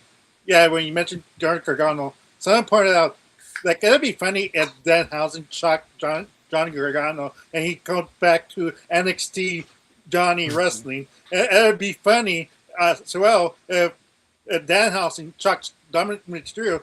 That way he becomes babyface and he gets so confused that he said, "I love you, Dad," to Rey Mysterio. How the fuck did we bring Danhausen into this equation? He's very nice, very evil, and Ash is very batty. And you're all very ridiculous. All right, that being said. And you wouldn't have it any other way. Neither would City Predicting or the Super Reliable Studios family or community. How I survived this 176 episodes is beyond me. All right, bloody fucking hell. That being said, a Sami Zayn, a Gunther, and the rest all win Cody Homelander. Okay, very good. Let's go ahead and move on from there now to see what vision is in store inside a steel cage as these two unleash their rage. As Seth freaking Rollins goes after, and that graphics out of date because as we saw, thanks to a return by Joe Hendry, the Street Profits now are once again the Raw Tag Team Champions. Then again, I don't think Braun Breaker was on the decision. If he was, well, actually, yeah, he was because of course it was Austin Theory, the guy with less pressure than a slow cooker on the lowest setting. And Braun Breaker lost to the Street Profits. Anyway, Seth and Braun, what more needs to be said? It's literally 1 year and 2 months later that we made this match. Ever since the vision of the future of WWE created by Seth Rollins and instigated by Paul Heyman, the Oracle. Basically, Braun Breaker was always to be that guy. But has he been that guy? Jury is out, especially after being injured. Ironically enough, last time we saw, again, continuity. Last time we were here in Saudi Arabia, Royal Rumble. Seth curb stomped his head, cost him the Royal Rumble in less than, 5 seconds? And then we had the follow-up at WrestleMania. He came back with a bat out of hell, no offense, with a spear. And then we saw the follow-up match at Backlash, and they've been at odds ever since. Verbally and physically. Every chance Braun has, he spared Seth Rollins out of his boots. Street Profits with interest. Now, of course, we also literally have here basically these two trying to settle things. You hope it's a blow-off inside a steel cage. And again, much to what someone said at the very beginning, should be on Monday Night Raw. But it is what it is. Especially since both men have cost each other out of the King of the Ring tournament, and now Seth and Joe Hendry have cost the Vision the only goal they had, the pizza plate DiGiorno Raw Tag Team Championships. Nonetheless, I'm not sure what either man is here to gain or is here to lose, because Seth Rollins, he's been tried again how many times inside a cage structure, and his record's not been that great, whether it's a red crate of hate, a steel cage, or a Hell in a Cell. I'm just saying. Braun Breaker, though, has he had a major moment or win this freaking year or within the last year, honestly, to show this unpredictable badass is literally supposed to be the next big thing in this business? I haven't seen it. I'm kind of at a crossroads with this match, especially considering who's on Monday Night Raw holding the Premier Championship. Hello, Roman. That being said, Charles, I see what you're doing there, but you know I'm right. So again, you shut up. Let's go around the horn and see what y'all think. Who leaves wins out of the steel cage? Because here in WWE, you don't have to be pinned or submitted solely. You can escape over the top or through the door. So honestly, what's the cage there to do? Like literally, what's the cage there to do? And we all know that Logan Paul, Austin Theory are not going to be too far away. Neither will be Paul Heyman. Let's go around the horn and see what you all think. Is the Vision finally a vapor, or do we literally see Seth Rollins broken by Braun Breaker once and for all? Let's go around the horn and see what you all think. And Dave, I saw your hand up. I saw you laughing a moment ago. Why don't you go ahead and give me your vision towards the future of Braun Breaker and Seth freaking Rollins? Who you got winning? I think this kind of lead to my last prediction, but I think Seth's gonna win the third and final rubber match and get rid of the Vision in his rearview mirror for right now, because they've been teasing him and Roman Reigns for how long in the back too, and I kind of think that might lead to them going to SummerSlam and being one of the main events for the championship, because I kind of think that's going to lead to what my prediction is going to be at the end here, and I think you know where I'm going with it. Oh, I got a pretty good idea, just saying. But again, we'll get there when we get there, because I'm sure we're going to have a whole plethora of ideas and things besides a prediction for the King of the Ring when it comes to the outlook of the World Championships. But that being said, you got Seth freaking Rollins. Mm-hmm. All right, well, Zeph here and Rob are saying that Braun wins, so you're already with disagreement. But again, I love the fact that a match brings polarization. That makes the predicting so much more interesting, especially for me. All right, the panel's on the ballot to Seth freaking Rollins. Whether or not you literally bring him in like a chorus, or you're literally like, have we seen enough of this guy, burned it down? Thank you, Dave. Let's go to Charles next here. Charles, what do you think? I mean, again, Seth freaking Rollins is one of the only men in the entire WWE ecosystem with a legitimate one-upsmanship against Roman Reigns in any identity. Last time Roman got the better of Seth, it's because he got a hissy fit and got disqualified. Didn't even beat the man cleanly. So, truth be told, that proverbial circle has never been fully closed. And the last time we saw these two share a ring together, who won? Seth freaking Rollins, and he used Roman Reigns to do it at WrestleMania 41, Paul Heyman or not. But that, again, is a whole different timeline. But if Braun Breaker loses here, what does that really mean for Paul Heyman's latest Paul Heyman guy and the stock he's putting into him if he can't beat the guy that brought him up as the future in the first place? Dave said everything I was gonna say. Took the words right out of my mouth. That tends to happen here a lot. Seth Rollins is winning this, and he's facing Roman Reigns at SummerSlam. Boy, I definitely got a guy who's thinking just like me.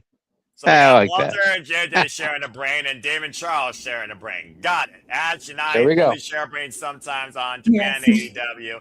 Emmanuel is his own Emmanuel Card Island of Insanity. Okay, I was about understood. to add the remark there. You guys mentioning the possibility of Rollins versus Reigns is getting me kind of excited for SummerSlam. Not gonna lie. Maybe that's just the Shield in me. I don't know, man. Oh yeah. I can believe that. That being Believe said, that. right? I'm a huge Shield fan. I believe it. I was a huge Shield fan. Oh, I was too. I mean, again, that trio man rub shot. It was the last time that 6-man tag team wrestling players truly mattered in WWE. Yeah, remember when WWE had a proper tag division? Good times, man. Good times. Pepper's Farms remembers. You can hold out for the future. also, I do love Bill Milano. When I met Seth Rollins and Becky Lynch right before Backlash last month, Seth wasn't in a good mood when we met him, and when we were leaving, I said, "The Shield was the best beginning for you on WWE," and he said, "Thanks, Dave." I got my name mentioned because of that, and a little smile from his face. So I think that holds dear to his heart. All right. Well, that being said, we got 2 for Seth freaking Rollins. Now, whether or not one of these two is Dean Ambrose or Roman Reigns, or they're both just Seth Rollins being incarnated, whether it's the Monday Night Messiah or the Architect, whole different conversation. But thank you both. All right. With that being said, 2 for Seth. Ash, right now, as far as this steel cage match goes, it's not 100%, but it is favored 3-1 for the visionary, Seth freaking Rollins. 75% versus 25% for Braun Breaker. And to the statistician's point earlier, yeah, they are 1-1. The first time that Seth faced Braun was when he went after him for the World Heavyweight Championship because he asked Shawn Michaels, who's the best you got in NXT? Braun Breaker, who I believe was NXT champion at the time. Seth beat him. Of course, Seth freaking Rollins lost to Braun. He wasn't? Okay, I don't remember. He lost to Braun Breaker, of course, at Backlash, but it took a team effort. Now, in WWE, a steel cage is supposed to keep out everybody. Yeah, that's bullshit. That doesn't happen. I guarantee you that because there's no roof on that freaking thing. Trust me. So, again, you can throw that freaking thing out the window. And Envision's going to be desperate. I think desperate to literally make sure Seth freaking Rollins is no longer a problem in their vision. So what do you think about this? So I'm thinking here's what I'm thinking. I'm thinking maybe Rollins wins, but the question is, where does he go from here afterwards? That's the thing, because the Vision feud is the only thing he has going for him at the moment. So if this finishes, where does he go from there? That's where my mind's working. I'm still picking Rollins to win, but I'm more interested to see what happens afterwards because I'll be real with you, I don't really care so much for the Vision, sadly. No one does. Except maybe Logan Paul, because, I mean, Logan Paul... Big ups to Bronson Reed, though, who's a TMDK member, so big ups to him. And shout out to Jonah and the big dog. I mean, again, get well soon. Once you're TMDK, you're TMDK for life. That's what Shane and Mikey says. You're gonna disagree with them? Hell no, you ain't. All right, let off on that comment right there, Batty friend. But I also understand, agree. But I'm that not being said, lying. Tell me when I'm telling lies. no lies We detected. got that started. Here we go. Yeah, I'm about to say this is a TED Talk. This is Batty analysis, forever known by this young No, punk. it's just me being silly, guys. It's okay. No, We wouldn't want you any other way. Are Honestly, we sure? yeah, Yes. I can guarantee you for sure. As cheating on pro wrestling fan, I understand this language better than anybody. Arigato. That being said, you got Seth freaking Rollins winning. Yeah, I got Rollins winning. Okay, so far it's unanimous here, and now I saved the two most unique mindsets for last. Let's see, who should I start with this time? Let's do JJ this time. JJ, what do you think? I mean, when it comes to Seth freaking Rollins, he is synonymous with the World Heavyweight Championship. Hell, he was the one that led its legacy in the first place, ironically enough. Winning it here at Night of Champions when it was first established against the phenomenal AJ Styles and set a precipice on what it meant to hold on to this title, where he held it in a higher regard than the undisputed WWE title during that whole storyline to WrestleMania 40. But he honestly has not felt the same without that title since that run. The last run, of course, when he actually had it for a cup of coffee, got injured. And again, injuries have plagued Seth Rollins for years. The biggest thing Braun Breaker has is youth and potential. But again, how do you capitalize on that potential if you keep losing, especially against the man that literally christened you for that potential? It's almost one of those weird things where it feels like the mentor versus the student, where Seth Rollins was trying to be the guiding line on Braun Breaker's future. Now, Paul Heyman, of course, right now is influencing that. But let's be honest here. In the end of the day, Paul Heyman guys not named Braun Breaker, they get moments, but they all get thrashed in the end of a rivalry. You can look at the timeline of people not named it never ends well for them, and they go on their own and they fade away to obscurity. One Braun Breaker has his advantage, though, is speed and a dog call. Not as me as a Barkus Brody King, that's a whole different conversation. That being said, JJ, got Braun winning or got Seth winning? See, Ash brought up something that really got me thinking. All Seth has is the vision. Or what was this vision? So where does he go from here?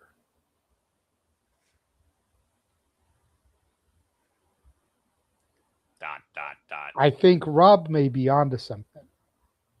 Oh? Because he mentioned how Roman told Fatu to kill Rollins.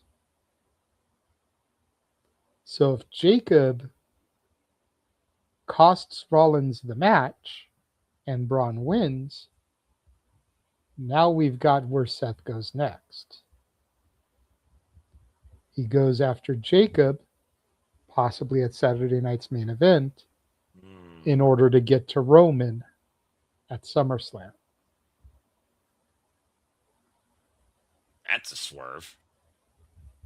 That's a really good shout. That's a really good ass shout. Because I like that a lot. if Seth wins, then what? Braun's buried. You need a reason for him to go. And yeah, maybe Jacob could attack him after the match. I was just about to say that. But if you're going to do that, give Braun the victory. Because, like you pointed out, the young guy needs some momentum going into the second biggest show of the year. He's had a couple of stutter steps too during his recent matches as well, and I wonder if WWE's holding that against him. It almost makes you wonder, would they have him go back after the freaking Intercontinental Championship? Well, I don't think they're going to throw him in there in the world title picture just yet, but Braun Breaker, Mr. Money in the Bank could be a thing come October.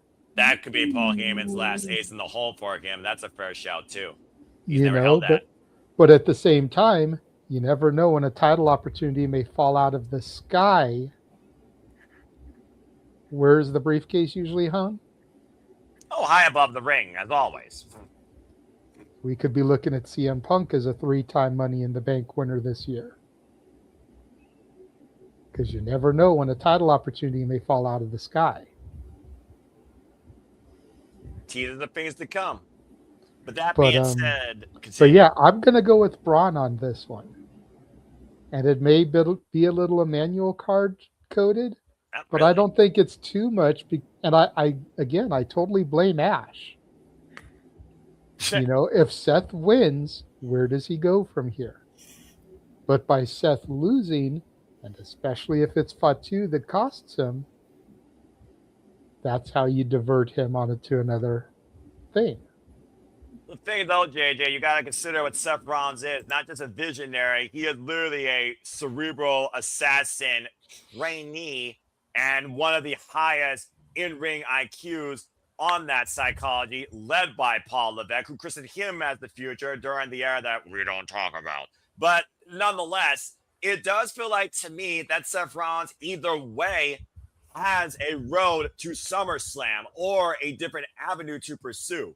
Braun Breaker, based on everything I've seen with him, maybe not necessarily a championship, maybe a different grudge. And again, what happened on Monday night in the UK that cost him and the division? The person they took out, Joe Hendry.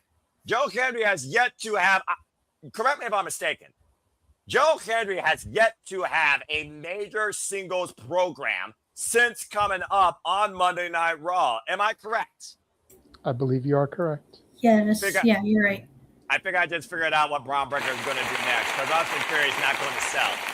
Braun Breaker, Joe Hendry. The entertainment value versus the physical capability. We all know that Joe Hendry can wrestle. I think I just figured out the puzzle. And that was easier than a cheat code or a puzzle box. And Joe Hendry singing a song about Braun Breaker at Saturday night's main event is another way to help fill up that card. Hey, he got a #1 single, Can We Fire Logan Paul? I mean, if Logan Paul can't do anything, I'm waiting for him to make a song about Braun Breaker and add that to my you know what? Spotify We've playlist. said his name too many times. We got to get the shtick in one more time. Oh, Say fuck it. his name and he appears. I believe in Joe Hendry. Or be cursed. Shut the fuck up, Charles! I'm always gonna say it. Ha! Damn it. All right, that being said, JJ picked Braun Breaker. All right, so it's a split. Dave, I see your hand. Would you guys say real quick? Get that out of here. Yes. Yeah. Joe Hendry was going to have a program, but the guy got hurt. He had Logan Paul. That was what the song about Logan Paul was. It went all over the place. But when Logan Paul got hurt, that's where he lost his program. And really, Breaker should be out of the title picture. See, what happened with him is Oba overtook him because Braun Breaker was that guy a year and a half ago, but he's had a couple of injuries too that backed him up, and Oba kind of went right past him, unfortunately. Yeah. And again, what Oba's done in 6 months, unfucking believable. All right. No, it's that not. being said, what? No, it's not. Okay. For anybody that has followed my NXT, what Oba has done in 6 months is not unfucking believable. It's 100% believable, and I could have told you. Yeah, JJ, keyword, those that followed. WWE reaches out to Cindy from Cincinnati and Joe Schmo from Kokomo. They just see this big bruising dude as, why is this guy not from Wakanda? That being said, thank you, JJ. Jamaica, who I wanna non-copyright, damn it. Non-copyright. That's not even in the damn song. Anyway. Yeah, it is. It's the whole intro, bro. Wakanda is not in JJ I didn't say Wakanda. What? I did not say Wakanda. Well, I said Wakanda, and you shift the narrative once again. So clearly your hearing was impaired. You just want to mess with me. Ride the ladder. Go figure. That being said, good song, though, but not copyright. You got cursed. Yeah, well, what else? You're cursed. Shut up, both of you freaking idiots. I can't tell which one right now is Danhausen and which one is Joe Hendry. Stop it. This is what happens when you got two producers in the same damn room and Ash, who thankfully doesn't mess with. Well, yo, stop that. What did I miss again, Hudson? I love Danhausen. What did I miss? JJ being an idiot and Charles. No one's cursed. Oh, I love that picture. That's a good picture. Very nice, very evil, very lovely. I'm removing that from this brand. All right. That being said, I will say, I don't know if you guys saw the video that was going around socials yesterday. No, I know you didn't, but the rest of you. where Danhausen was in the mirror with Charlotte Flair's robe, and then all of a sudden Charlotte Flair had the Danhausen makeup on? Yes. That was awesome, seeing Charlotte Flair with Danhausen makeup. That's She disturbing. earned a couple of brownie points from me yesterday. The fact she was able to go with that and have some fun with it. That is If WWE adorable. ever brought back the that weird mix match challenge, that's the first team right there, just because Oh it'd be my freaking god, hilarious. yes. Yes. Danhausen and Flairhausen. Yes. Harrison, there we go. Yes. Very beautiful, very nice, very elegant. I'm surrounded by fucking idiots. All Oh, right. you love it, Noah. Oh my god. Why do I deal with this? Moving on, let's go ahead and get back to regularly scheduled program. And Emmanuel, finish this thing up. Braun Breaker or Seth freaking Rollins, still cage match. Bloody freaking hell. Who you got winning? In both scenarios, the Street Profits lose, to be honest. If you think about it, if Seth Rollins wins, he moves up from the division, and Monte Ford is right. They shouldn't have trust him in the beginning. If Fatu comes along and he moves along and focuses shift to the bloodline, Montez Ford is still right. He moved on. He's they're going to finish off the division. So both scenarios kind of suck. I'm just saying, it's like if you think about it, it's back. Montez Ford is right. That you're another that Seth Rollins convinced him that they needed his help, and now he's going to abandon him because he's like, all right, I beat him. Now what? I'm gone. I'm done with them. But they're not, because who's going to be chasing them for the tag team titles? Division. If they take that road. Because let's face facts.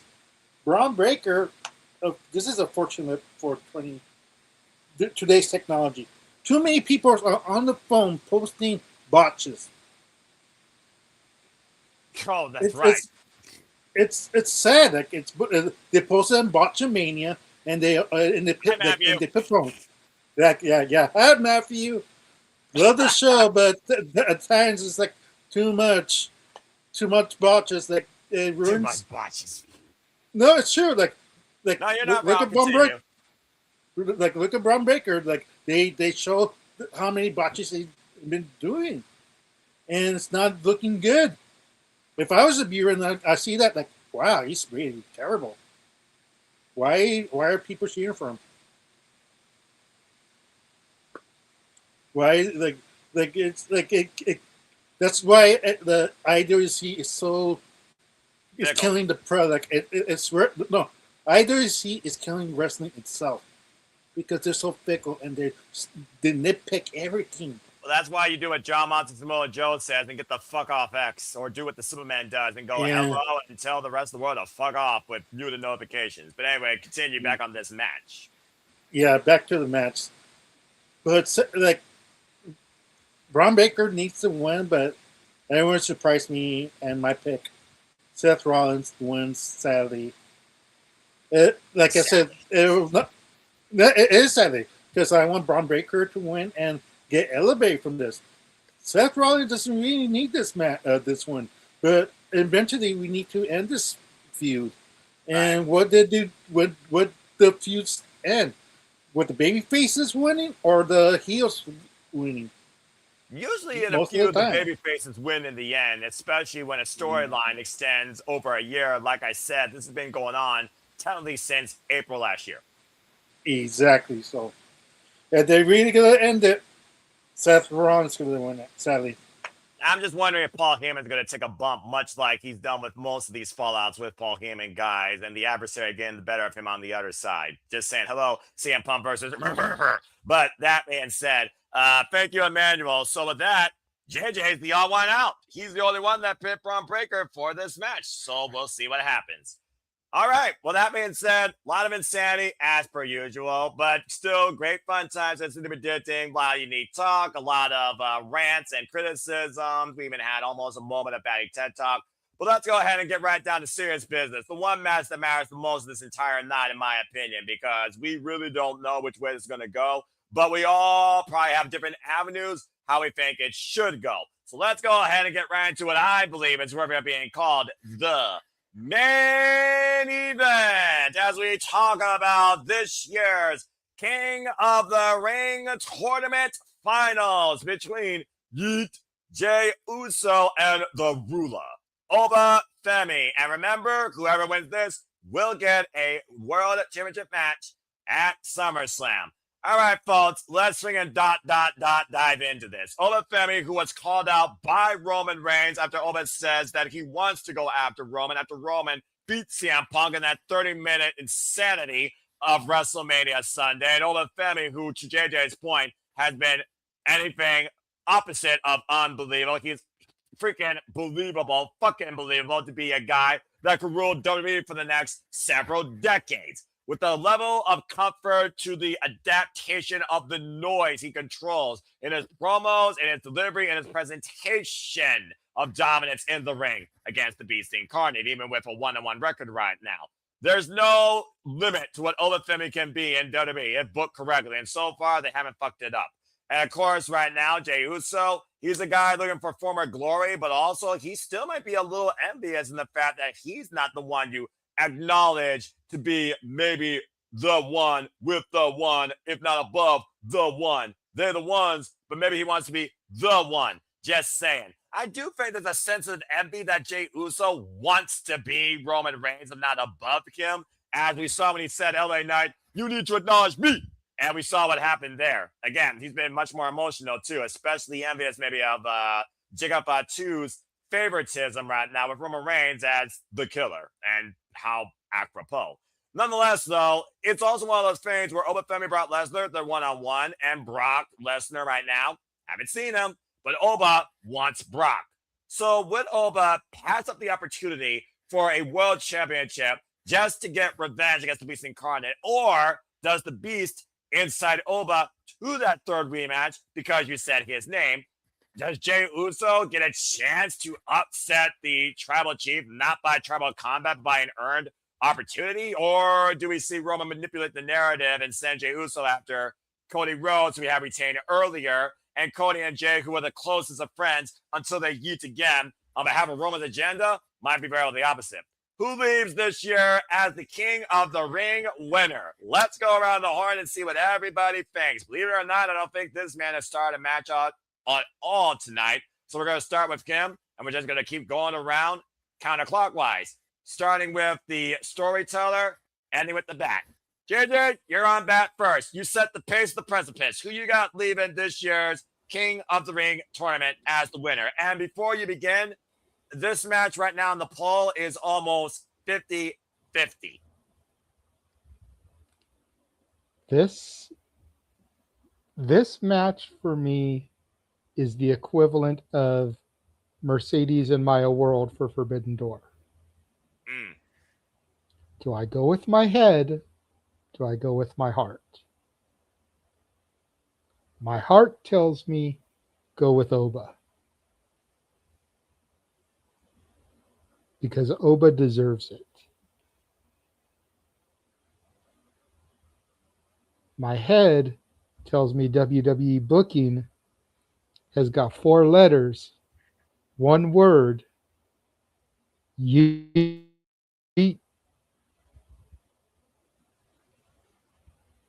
Now, question becomes there. Rob keeps pointing out in the chat, Brock Lesnar. Brock Lesnar. This is going to be the first match because Brock Lesnar has to come in there, do his shit, and get the fuck out of there. Okay? But what if Brock doesn't show tomorrow? It's very hard to keep surprises when it comes to Saudi. Facts.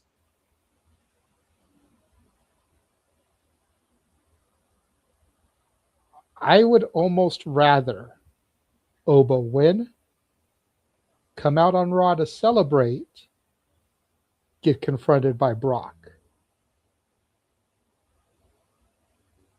Match made for Saturday night's main event, Brock Oba 3 with the title shot at SummerSlam on the line. Oh, I like that. I like that a lot, actually. Because you can keep a surprise for Raw. It's harder to keep a surprise for Saudi.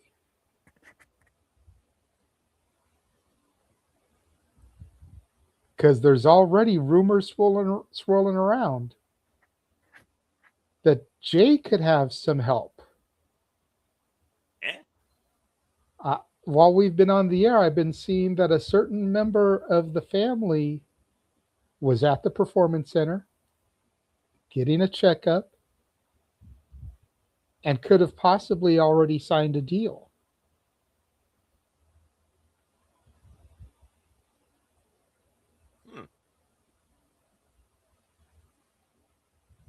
Oh.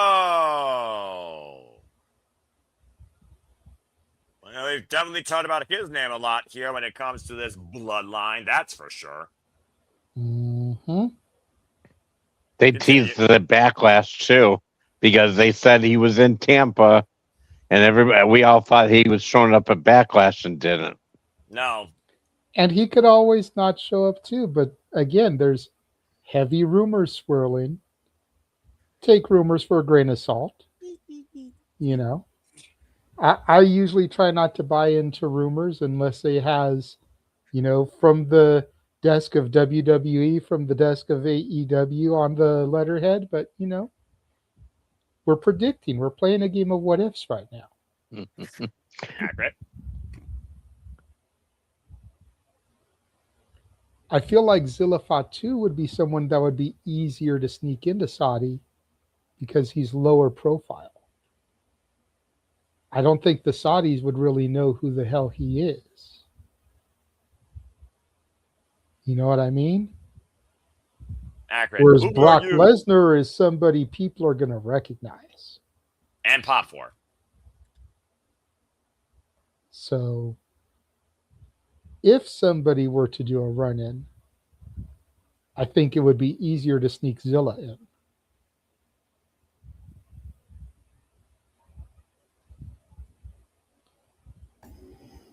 Again, do you go with your head? Do you go with your heart? Well, you got less than 12 hours to officially decide on that. Can I add something real quick to JJ's point? Go ahead. Isn't that kind of how the Gorillas of Destiny also made their debut at Saudi Arabia by helping with the bloodline? That's exactly right. That's what this whole Zilla situation reminded me of, and it could possibly play out with Zilla. That's but I just wanted to mention that. It's a good shout, by the way. W loves the retcon, and they love bringing up freaking Samoan in a black hoodie. Solo Sikoa, anybody? Hello. Freaking So we had Drew McIntyre doing freaking karaoke at the end of the show without having to do a $25 super chat. I'm still pissed off. Why'd you have to remind me of that post-match, JJ? It's history, Charles, and it's I want to forget about that at night. Thank you very much. But some things everybody you can't forget. does. You just archive it in the back of your brain in a giant warehouse in a crate. All right. But do you think I want to remember Mae Young giving birth to a hand and then seeing the hand on an old school Raw all grown up? All right, moving on. Before you think I want to remember these things, Charles? No, but I saw them. I witnessed them. Do you think I want to remember Katie Vick? All right, but that's I enough. witnessed these things. Okay. All right, JJ, shut your time capsule. I'm just making a point, Noah. Just because we don't want to remember things doesn't mean we don't actually remember things. I understand that, but there's also a thing called a time capsule. You can shut the lid.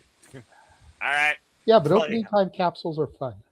Yeah, sometimes. All right. That being said, JJ right now sounds like he's playing the fifth. He didn't necessarily pick. He just gave you red pill, blue pill of the what ifs and how this thing could happen with possibly a Samoan interference adding to the bloodline again, 15th time. The problem is there's too much bloodline. and Oba is a man unto himself. You know, you got Roman, you got Jay, you got Jimmy. Solo is a man unto himself. The Yes. MFTs have abandoned him. Is he trying to get back into Roman's good graces? Does Sammy help Jay? Because Sammy feels that Jay will help Sammy. We haven't seen them together in the segment, though.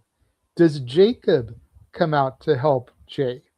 Because he has basically a life debt to Roman right now. He's Roman's bitch. Accurate. Much like Luther Reigns was Kurt's bitch. Anybody remember that? I do. NoDQ.com remembers. That's a throwback and a half. There's too much bloodline, I think, for Oba to be able to successfully overcome. If Brock does show up, does Brock cost Oba?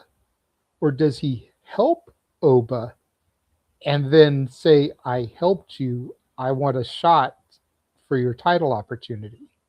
That's a Paul Heyman instigation if I've ever heard it. I saved you from the bloodline. You owe me an opportunity to get that title match. You want to get your win Is back? that how we get there? Put something on the line. You know,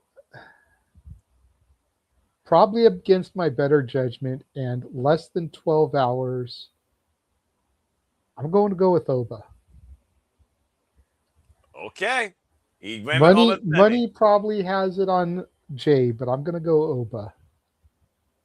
Good luck, JJ. That's all I got to say. All right. Oba Femi, the opening ballot. Let's go around the rest of the horn and see what the rest of you all think. And we are going to go this time in a triangular formation, which means, Charles, you're up to bat next. And then we'll go reverse there, which again, and we'll bat. Charles, what do you think here, man? Based on everything JJ dropped. Do you got Oba Femi or do you got Jey Uso? Do we need to see Jey Uso pursue a world championship again? How well did that experiment go? Is Oba Femi's time this soon on the main roster, a la SummerSlam, next big thing against The Rock back in the early 2000s? What do you guys say? Your SummerSlam WWE title match is going to be Jey Uso versus Cody Rhodes. Jey Uso's winning this because of Brock Lesnar. Oba keeps calling Brock out so many times at this point.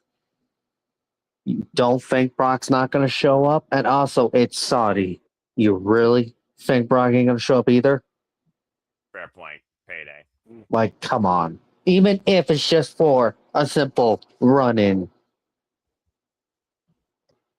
That's what's going to happen. King Jey Uso. Okay, you've got King Yeet. Manuel, you right now break the tie with these two as we are 1-1. This is very interesting. What do you guys say regarding this? Is it as simple as Charles put it? It's like saying his name 3 times and he appears apparently. Brock Lesnar, Brock Lesnar, Brock Lesnar.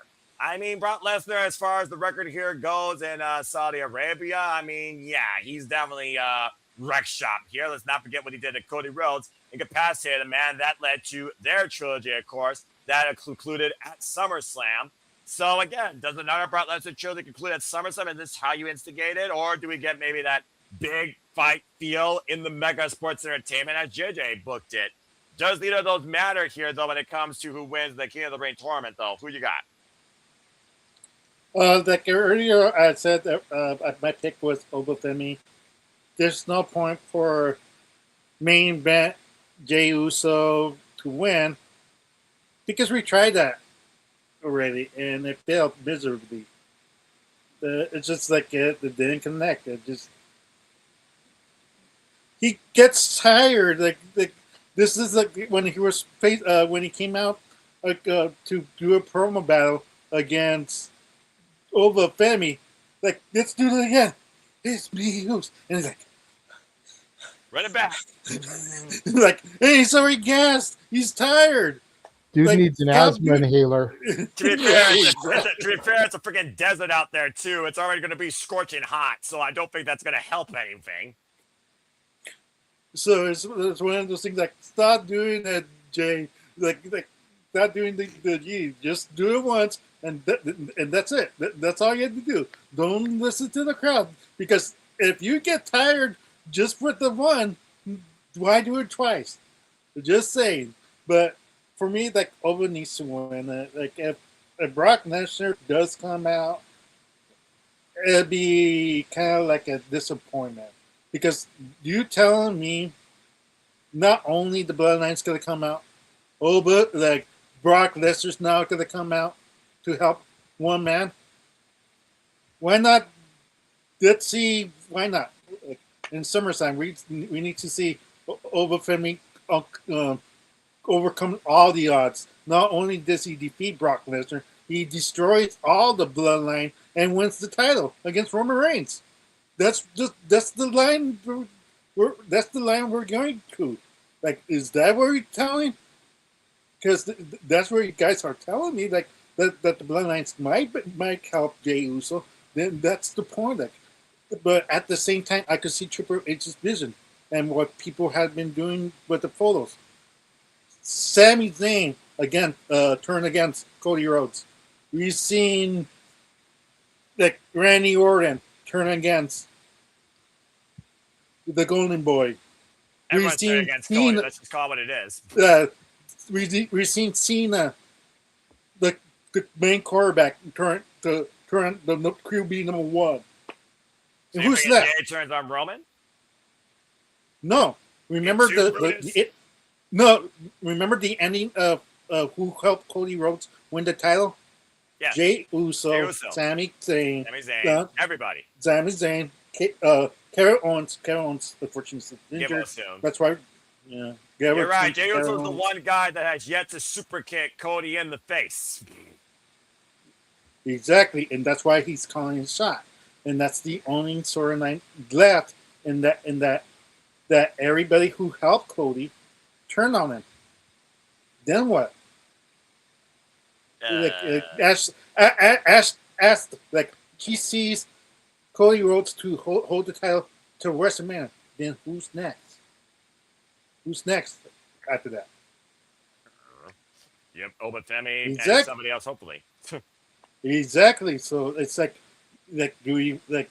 I get the catering of Cody Rhodes versus Oba Femi, but the money matches Oba Femi versus Roman Reigns, and to defeat the whole entire Bloodline with outside shenanigans, and Oba didn't need help.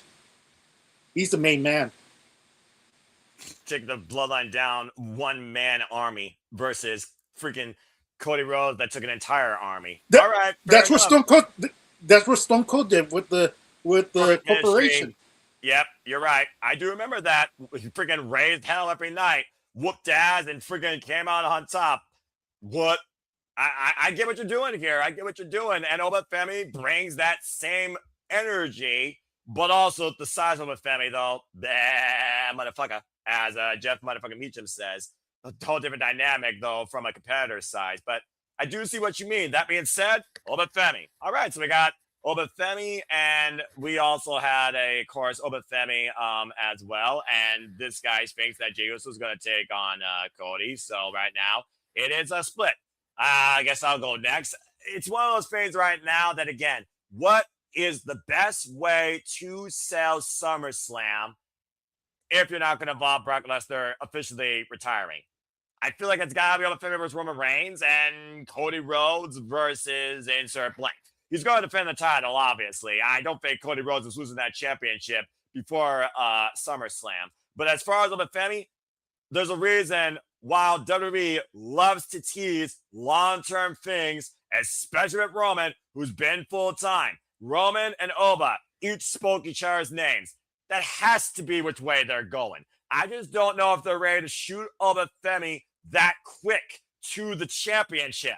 Let's see what happened to previous people who've been in this spot and how they either rose the occasion for a long time or crashed and burned in the short haul. I don't think Oba Femi's at the risk of that, though, but it's also one of those things right now, though, that Oba Femi, he needs to rebound after what happened in Clash in Italy. Because already people are writing off Oba Femi that you made him lose to Brock Lesnar in Clash in Italy, blah, blah, blah, blah, blah, blah, blah. They're 1-1, folks. Get off your damn high horse. I feel like you got to run the third one back. It's just a matter of what stage you do it with. Do you do it at SummerSlam or do you do it at Saturday Night's main event in Madison Square Garden? The Mecca itself. Maybe get a redemption from what happened at WrestleMania 20. There's another thing you may want to forget. Sorry, not sorry. But that being said, yeah, I got Obafemi winning this right now. It's just too much stock in him this year. He's the guy in WWE for 2026. Period. And if his pride wants him to take on Brock Lesnar versus going after Roman Reigns first, or Roman wants to send Jiga Fatu, Jimmy Uso, Mama Uso, this person here, Rikishi, out of retirement, so be it. Bottom line, though, I think Obafemi needs to win this. I don't think you need a shenanigans of an interference angle to protect Obafemi and set him up for a different narrative. As soon as Obafemi won at WrestleMania, I was bought in for Obafemi versus Roman Reigns for the World Heavyweight Championship. Sunday basically set up my SummerSlam main event, period. And I don't see anything else topping that. Not even Brock Lesnar and Obafemi 3, especially when they only can go for like less than 10 minutes. I got Obafemi winning. Kinova. So that being said, Dave, you're next. What do you think about this? And before I give it to you, 52% in favor of Jey Uso. 48% in favor of Obafemi. That's how close it is. Well, I mentioned earlier the match with Seth and Braun was leading to this because I still think Seth's going to beat Braun and go to get Roman. So that leaves Oba facing Brock at SummerSlam. So I think there's going to be something, whether it's Brock interfering and failing, and then Fatu finishing him off, because I think Fatu's going to get involved too. Fatu's, like JJ said, he's Roman's bitch. He's Roman's right hand man, his enforcer. And I think they're going to make sure Jay wins. And I just think that as big as Oba is, they're screwing this up, and the bloodline is. They're wanting to push the bloodline again, big time, and they're pushing it.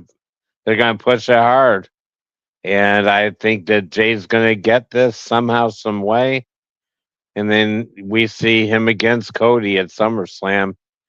At first, I thought it was going to be Punk and Cody at SummerSlam, but now with the falling out of the sky, I think even though they pushed Money in the back like 3 times. I think that's where Punk's going to win, and we spoke about that earlier. So I think it's going to be Jay and Cody, former tag team champions together, friends going after each other. And as Jay said, it's all about the business and what he's got. He's going to do what he's got to do. And he's been way more assertive this time around. And I just think, and I hate it. I hate it. I think Oba should be going to SummerSlam like Brock did in 2002. I think that should be what they should do. But of course, that's fantasy booking, and TKO and Triple H and them are going to do what they feel is going to do better for them, and the bloodline's money to them. All right, fair enough. I just want to put this out here, though. Ash, the last time that both nights mattered consecutively for these 2-night showcases was WrestleMania 40. This is what, the second or third 2-night SummerSlam? Why not make both nights matter with a continual story? What if, ... Obafemi gets to maybe challenge Roman on night 1 because Roman instigates this because he doesn't want to deal with Oba, or he has a fix in, maybe not in the bloodline, but Brock Lesnar, because he knows the envy with Brock Lesnar and Obafemi, considering how much Oba wants Brock, and that leads to Brock versus Oba night 2, and somehow Seth Rollins calls his shot. You still get Roman actually working double duty again on that. I'm just figuring that SummerSlam needs some sort of continual way where at least either Oba or Roman appear on both nights to really make this show matter. And there's so many different ways we're looking at Roman and Oba and Brock and Seth, Cody and Jay, whatever. It's just one of those things right now that we want to see a clear direction for Obafemi, but can we trust WWE to do that? So that being said, Ash, you wrap things up and apparently must have influenced people because guess what, folks? It just got deadlocked. It's now 50-50 on the poll across 28 people. So no favorite. So Ash, where do you stand in this? Who you guys king of the ring? So, as much as I would love for Obafemi to win the tournament, because I love that man, I just love him destroying shit. Because I love me a big hoss wrestler. I just love monsters. I tell you what, the freaking likes kaiju. Go figure. The Japanese fan likes kaiju. I just love seeing like Obafemi like destroy shit and kick ass and leave. But I have a feeling Jay, by some hook or crook, whether it be bloodline shenanigans, Lesnar involvement, Jay Uso's winning this. Because I'm as much as I've said this quite a bit, like even I'm starting to get a little tired of the bloodline, but every time I say that, they find some ways to suck me back into the drama because I love me some drama. As much as I'm tired of it, because right now there's nothing interesting in me in the bloodline right now, but that could all change, especially SummerSlam, because that's what happened a few years ago. I'm like, okay, you hooked me. Like, I can be easily persuaded, okay? So that's fair. Right now, bloodline stuff, not interested, but that could all change going down to SummerSlam, but yeah, I think Jey Uso's winning it. All right, fair enough. And again, folks, predictions are not final until noon Eastern Standard Time today on the East Coast. And as we look at the West Coast, noon Pacific Time. Jada, I saw your hand. What do you want to add to that real quick? I'm still unsure of my thoughts about this as well, because I'm like, do we need to see interference in this between Bloodline and Brock Lesnar, or can one man just fucking win? But then again, too much stock in both these men. One's a merchandise mover. The other one's the fucking future. What's more valuable to the WWE brand? Just saying. Go ahead, JJ. What you got to say real quick before we wrap this up? I just wanted to piggyback on what Ash said. Again, God damn it, Ash. About the drama being what ropes her back in. That right there. And I know there's certain people, Noah, that don't give a fuck, Noah, about stories and drama and bullshit, Noah. But that right there is exactly why drama and storytelling is important to a weekly wrestling show. Just when she stops to care about an angle, there is something that pulls her back in. God damn it, that's why it's so critical. Thank you for coming to my TED Talk. Oh, shut the hell up, you freaking filibuster. Go watch a reality show on telenovela or freaking Survivor 50. I do have a telenovela. I have a telenovela. It's called The Judgment Day. Right? And when you go to Wednesday nights, it's called The Death Riders and the Don Callis Family. Well, Don Callis family, Death Riders is just a Don't team forget of the wrestlers. Elite's bad for that No. too. It's definitely the Don Callis family because you've got El Idolo. That's total telenovela right there. Oh, right. How do you know? And Andrade. Keep going. Oh, yeah. Keep going. That's a good point. That's a good point. The Don Callis family is AEW's Brady Bunch. That's what that freaking is without a woman. No, Don Callis in the the middle. whole drama with Takeshita, that is telenovela if I've ever fucking seen. Okay, I'll give you that. Or a Japanese anime of a Fallout. Anyway, Emmanuel, I see your hand real quick before we go on the Crunchyroll advertising. What the heck do you got to say? Isn't it amazing, Noah, that when Jey Uso dethroned Gunther, that they were calling it the worst WrestleMania decision of all time? A lot of fans were shitting on it, on Jey Uso, and now all of a sudden, now a lot of people are saying, yeah, Jey Uso's going to win it. How ironic is that? Well, fans are I find it hilarious. Regardless of how bad that decision went, and I think Dave will attest to this, there is no worse WrestleMania decision than putting LT and Bam Bam Bigelow as the fucking main event. That is the worst WrestleMania decision that they ever fucking that stuff like that was it's okay to have the stars in there, but and football players, but don't put them in a main event ever. All right. I feel like I need wanna a flash can of I white point out screen something and white about the Gunther versus Jey Uso match at that WrestleMania. Go for it. I will say this: Jey Uso tapping out Gunther, storyline wise, made sense. I just did not Keyword. like how fast Gunther tapped out. That's Exactly. my Oh only- yeah, it was like he That's tapped way out too immediately. It was that's- Ilya that's ridiculous. really- Dragunov had to club the man in the back of a fucking head with a flying torpedo and a forearm, ground and pound him, and then go for the sleeper hold. And even still, Gunther took a moment to tap out in front of a small audience in the Capitol Wrestling Center at NXT TakeOver 36. I rest my case, Your Honor. That's the argument I can make because Mhm.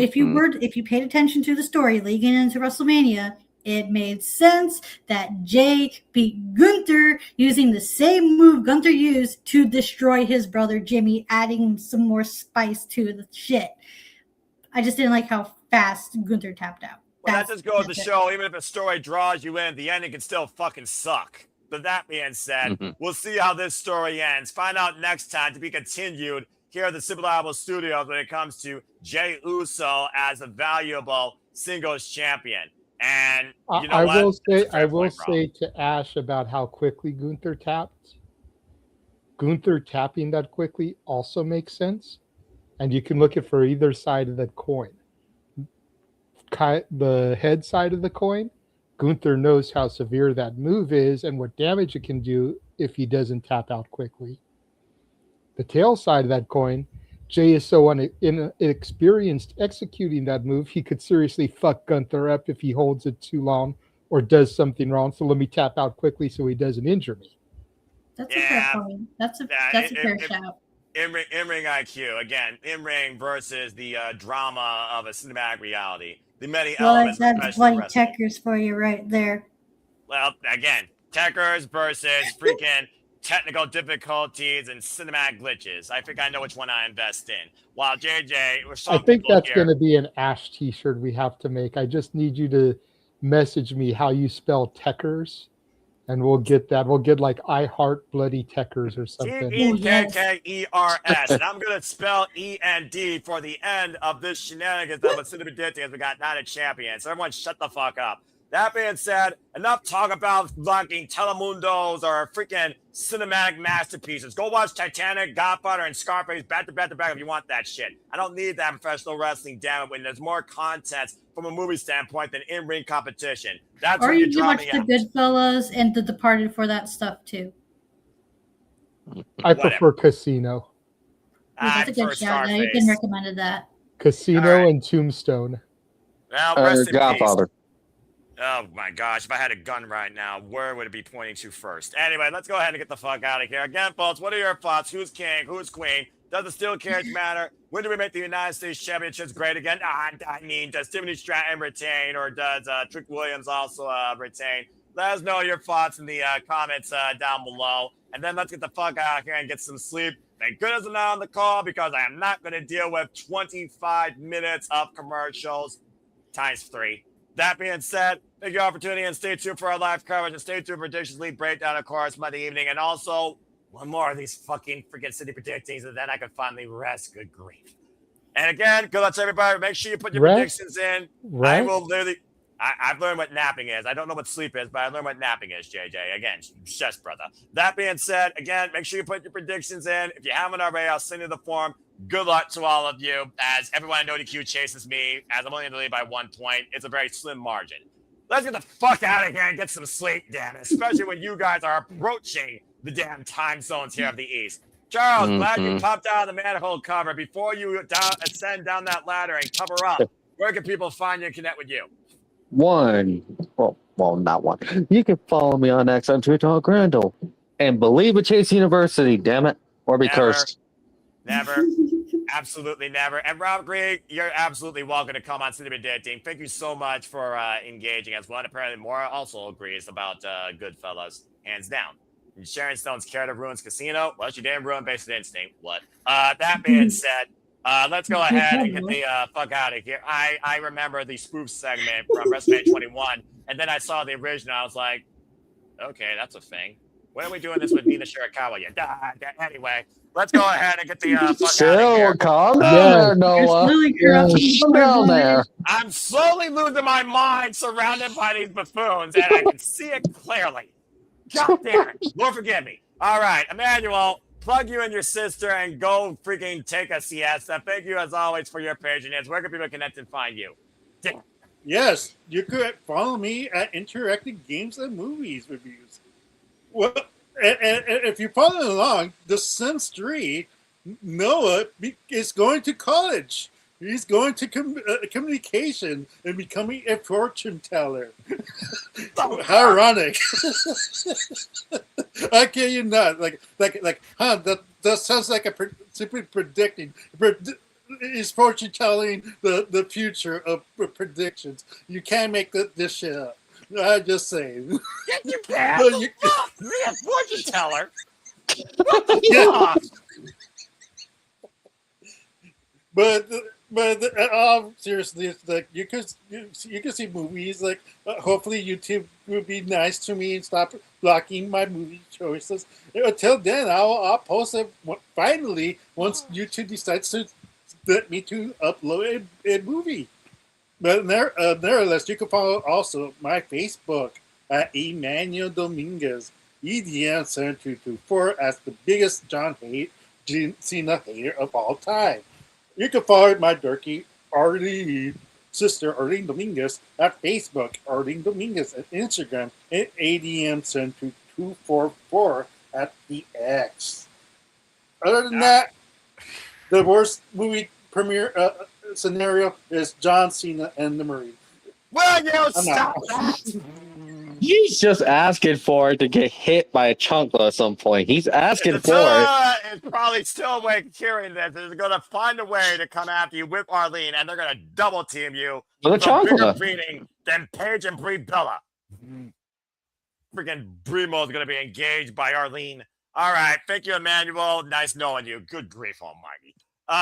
Dave, absolute pleasure. So glad to have you part of the City Predicting family. Go ahead and tell what the people can further engage and find you. And again, shout out to the Florida side of the No DQ crew. Yay. Thank you, Noah, for having me again. You can find me on Facebook at Dave Shuffler. You can find me at Major Push Wrestling with our buddy Mean Gino. You can find me on Oofman Entertainment and Gabbing with Oof we're doing part 3 of the 30-year anniversary of the beginning of the NWO when Bash at the Beach happened, coming up in July. And also find me on No DQ doing predictions and also involved on the Tuesday night reviews. And again, thank you for having me again. It's always a pleasure. Again, no matter how much you all piss me off, and boy, do you, I still appreciate all of you. All right, that being said, she doesn't necessarily piss me off, but she does definitely drive me batty, but we wouldn't want her any other way. Ash, always a pleasure. Go ahead and tell the people can connect and find you. And of course, you and I will soon have a Bag Bracket Breakdown coming up for the G1 Climax, too. That we will. You can find me on X, the app formerly known as Twitter, at ShadowBadAsh. And don't be a dickhead. Subscribe to my YouTube channel at Baddie for Wrestling, or you will be cursed. Dickhead. Yes. Freaking changed it up. Good grief, Ashhausen. All right, thank you, Ash. And I will see you Sunday for our call of the Forbidden Door, 8 p.m. Eastern Standard Time. Get that off the screen. Yes. All right. Shut it, Charles. Oh, good Lord Almighty. Looking forward to our call. That's going to be so fun. I can't wait. So much good. So much fun. So much. So so much poor crazy Noah wrestling. has the displeasure or pleasure of calling a Zack Sabre Jr. match with me. I expect you to actually be more technical than Taz and me combined. Good luck to you. All right. That being I said, just hope that Ash has towels at the ready to be sitting underneath her. okay, JJ, really? It's after dark, but you really had to bring that up. Seriously. Is he wrong, Noah, though? Noah, did Ash deny it? So say Ash did deny it. She did not deny it. I'll put it this way. I was about to quote Lil Jon and the East Side Boys. I'm just saying. Well, this is fun. Well, this is awkward. love a Pete. You know what? That might be accurate. Stop it. This is JJ, great. this is always a nut house. JJ, go ahead and tell where the people can find you in and out of the insane asylum. Well, before we get to me, let's put over Walter. You can follow him on Rage of Wrestling on YouTube. Subscribe. He only needs like 50 something more subscribers now to get to his goal of 300, Right. where he'll have to do the Hot Ones challenge with his wife and Noah playing the host moderator for that. You can also find him at walter.cruz.940 on Instagram and Walter Alex Cruz at X. You can check out Datilla, who was here earlier for one match. Rangers of Wrestling on YouTube, Instagram, and Twitch. Datilla _ on X. Also follow Pop Culture Powerbomb, PC Powerbomb on X, Twitter. The Bluebird is the word. God damn it! I don't care what anybody says. Oh, it's dead. All right. Make sure moving you on. follow us on Simply Reliable Studios, SR Studios 2024. That's where we make all of our major announcements. We're streaming there right now with Simply Predicting. But if you want to just communicate with me, if you want to find me, the real me, The real JJ. There's the you graphic. can follow me on Instagram at the Renegade JJ Williams, YouTube Casa D18 Studios, X Casa D18 Studio, and God damn it, believe in Chase University. Never. All right. Mhm. Thank you, JJ. Always appreciate you. Always stand by your convictions, and I will stand by my disagreements with you. May we never fully agree 100%. But appreciate you always, and good luck in the league. If me and you ever agree 100%, The world I ends. think the world ends. Yeah, for real. It'll be the real at world's end because Yeah. we're too good bouncing off each other. There's The yin certain and the things yang. we agree on. Yeah, that's better. We Good do find that happy middle occasionally, but it's always better to have, like you said, the yin and the yang, the Exactly. peanut butter and the jelly. Salt and pepper. Yep, All right. the cheese and the Pepsi- burger. The Pepsi versus Coca-Cola. Pepsi products for life. All right. Damn right. Hey, Emmanuel, I see you're a Except for when it comes to cherry. I will take cherry Coke over cherry Pepsi any day. That's Okay, the only difference. Okay, I'll agree on that because I've had both, and I definitely do see the distinction there. I'll give you that. Emmanuel, I see your hand. What you gotta say, real quick? I just gotta say to JJ, you know, it's the apocalypse. Once I found my love for John Cena, then you should be really worried about the apocalypse happening. You know, you should you know be what? running. That's a good point. That will be Yeah, the end of you know- everything. You know that hell is frozen over when the fact that Emmanuel has his own T-shirt for sale, and I don't. That, Yeah, that would be the end of everything as we know it. Because that's you absolutely can fair. buy an Emmanuel card T-shirt, and there's Simply Reliable Studios shirts. There's Saturday Shenanigans shirts, but there's no Renegade shirt. Yeah, There's about 2 to say. Walter shirts, Oh my gosh. and there's an Emmanuel card shirt. Uh, We're gonna get an Ash. I Heart Bloody Techers. Watch.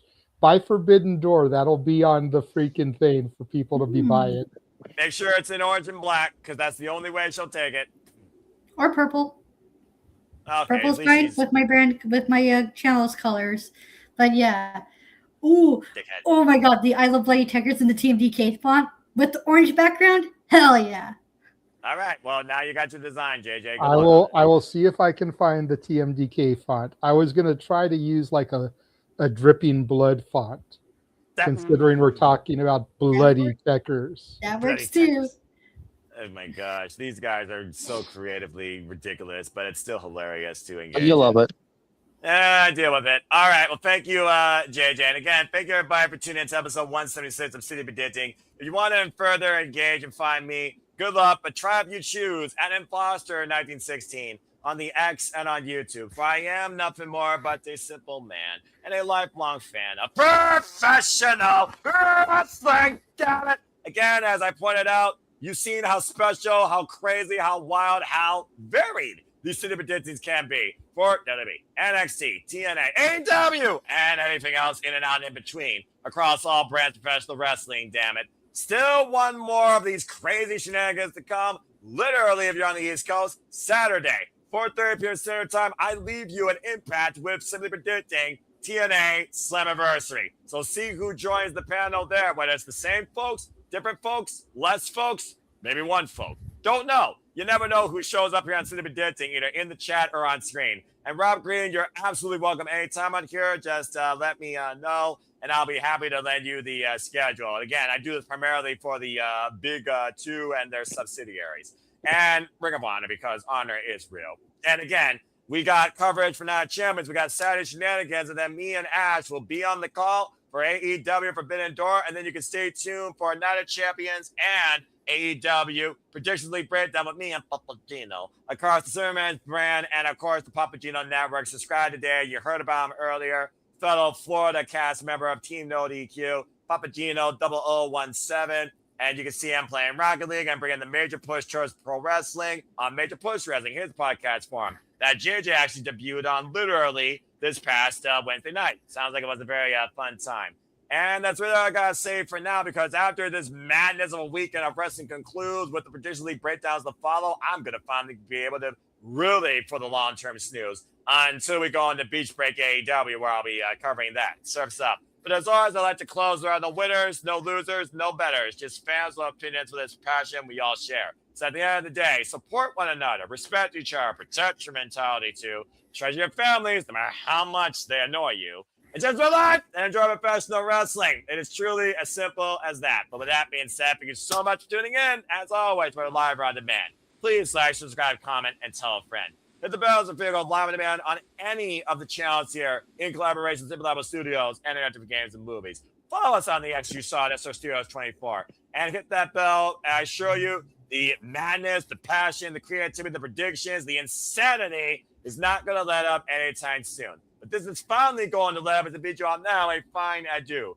And again, thank you for everybody that engaged in the chat. On behalf of the entire panel, for Attila, for Nick, even though he's an idiot, for Charles, for Emmanuel, for Dave, for Arlene, far away, for the Renegade Wrestling, JJ, and for our Canadian friend, Ash. I am the Seminole Foster, reminding you and it comes to you as always to bring a positive impact in life.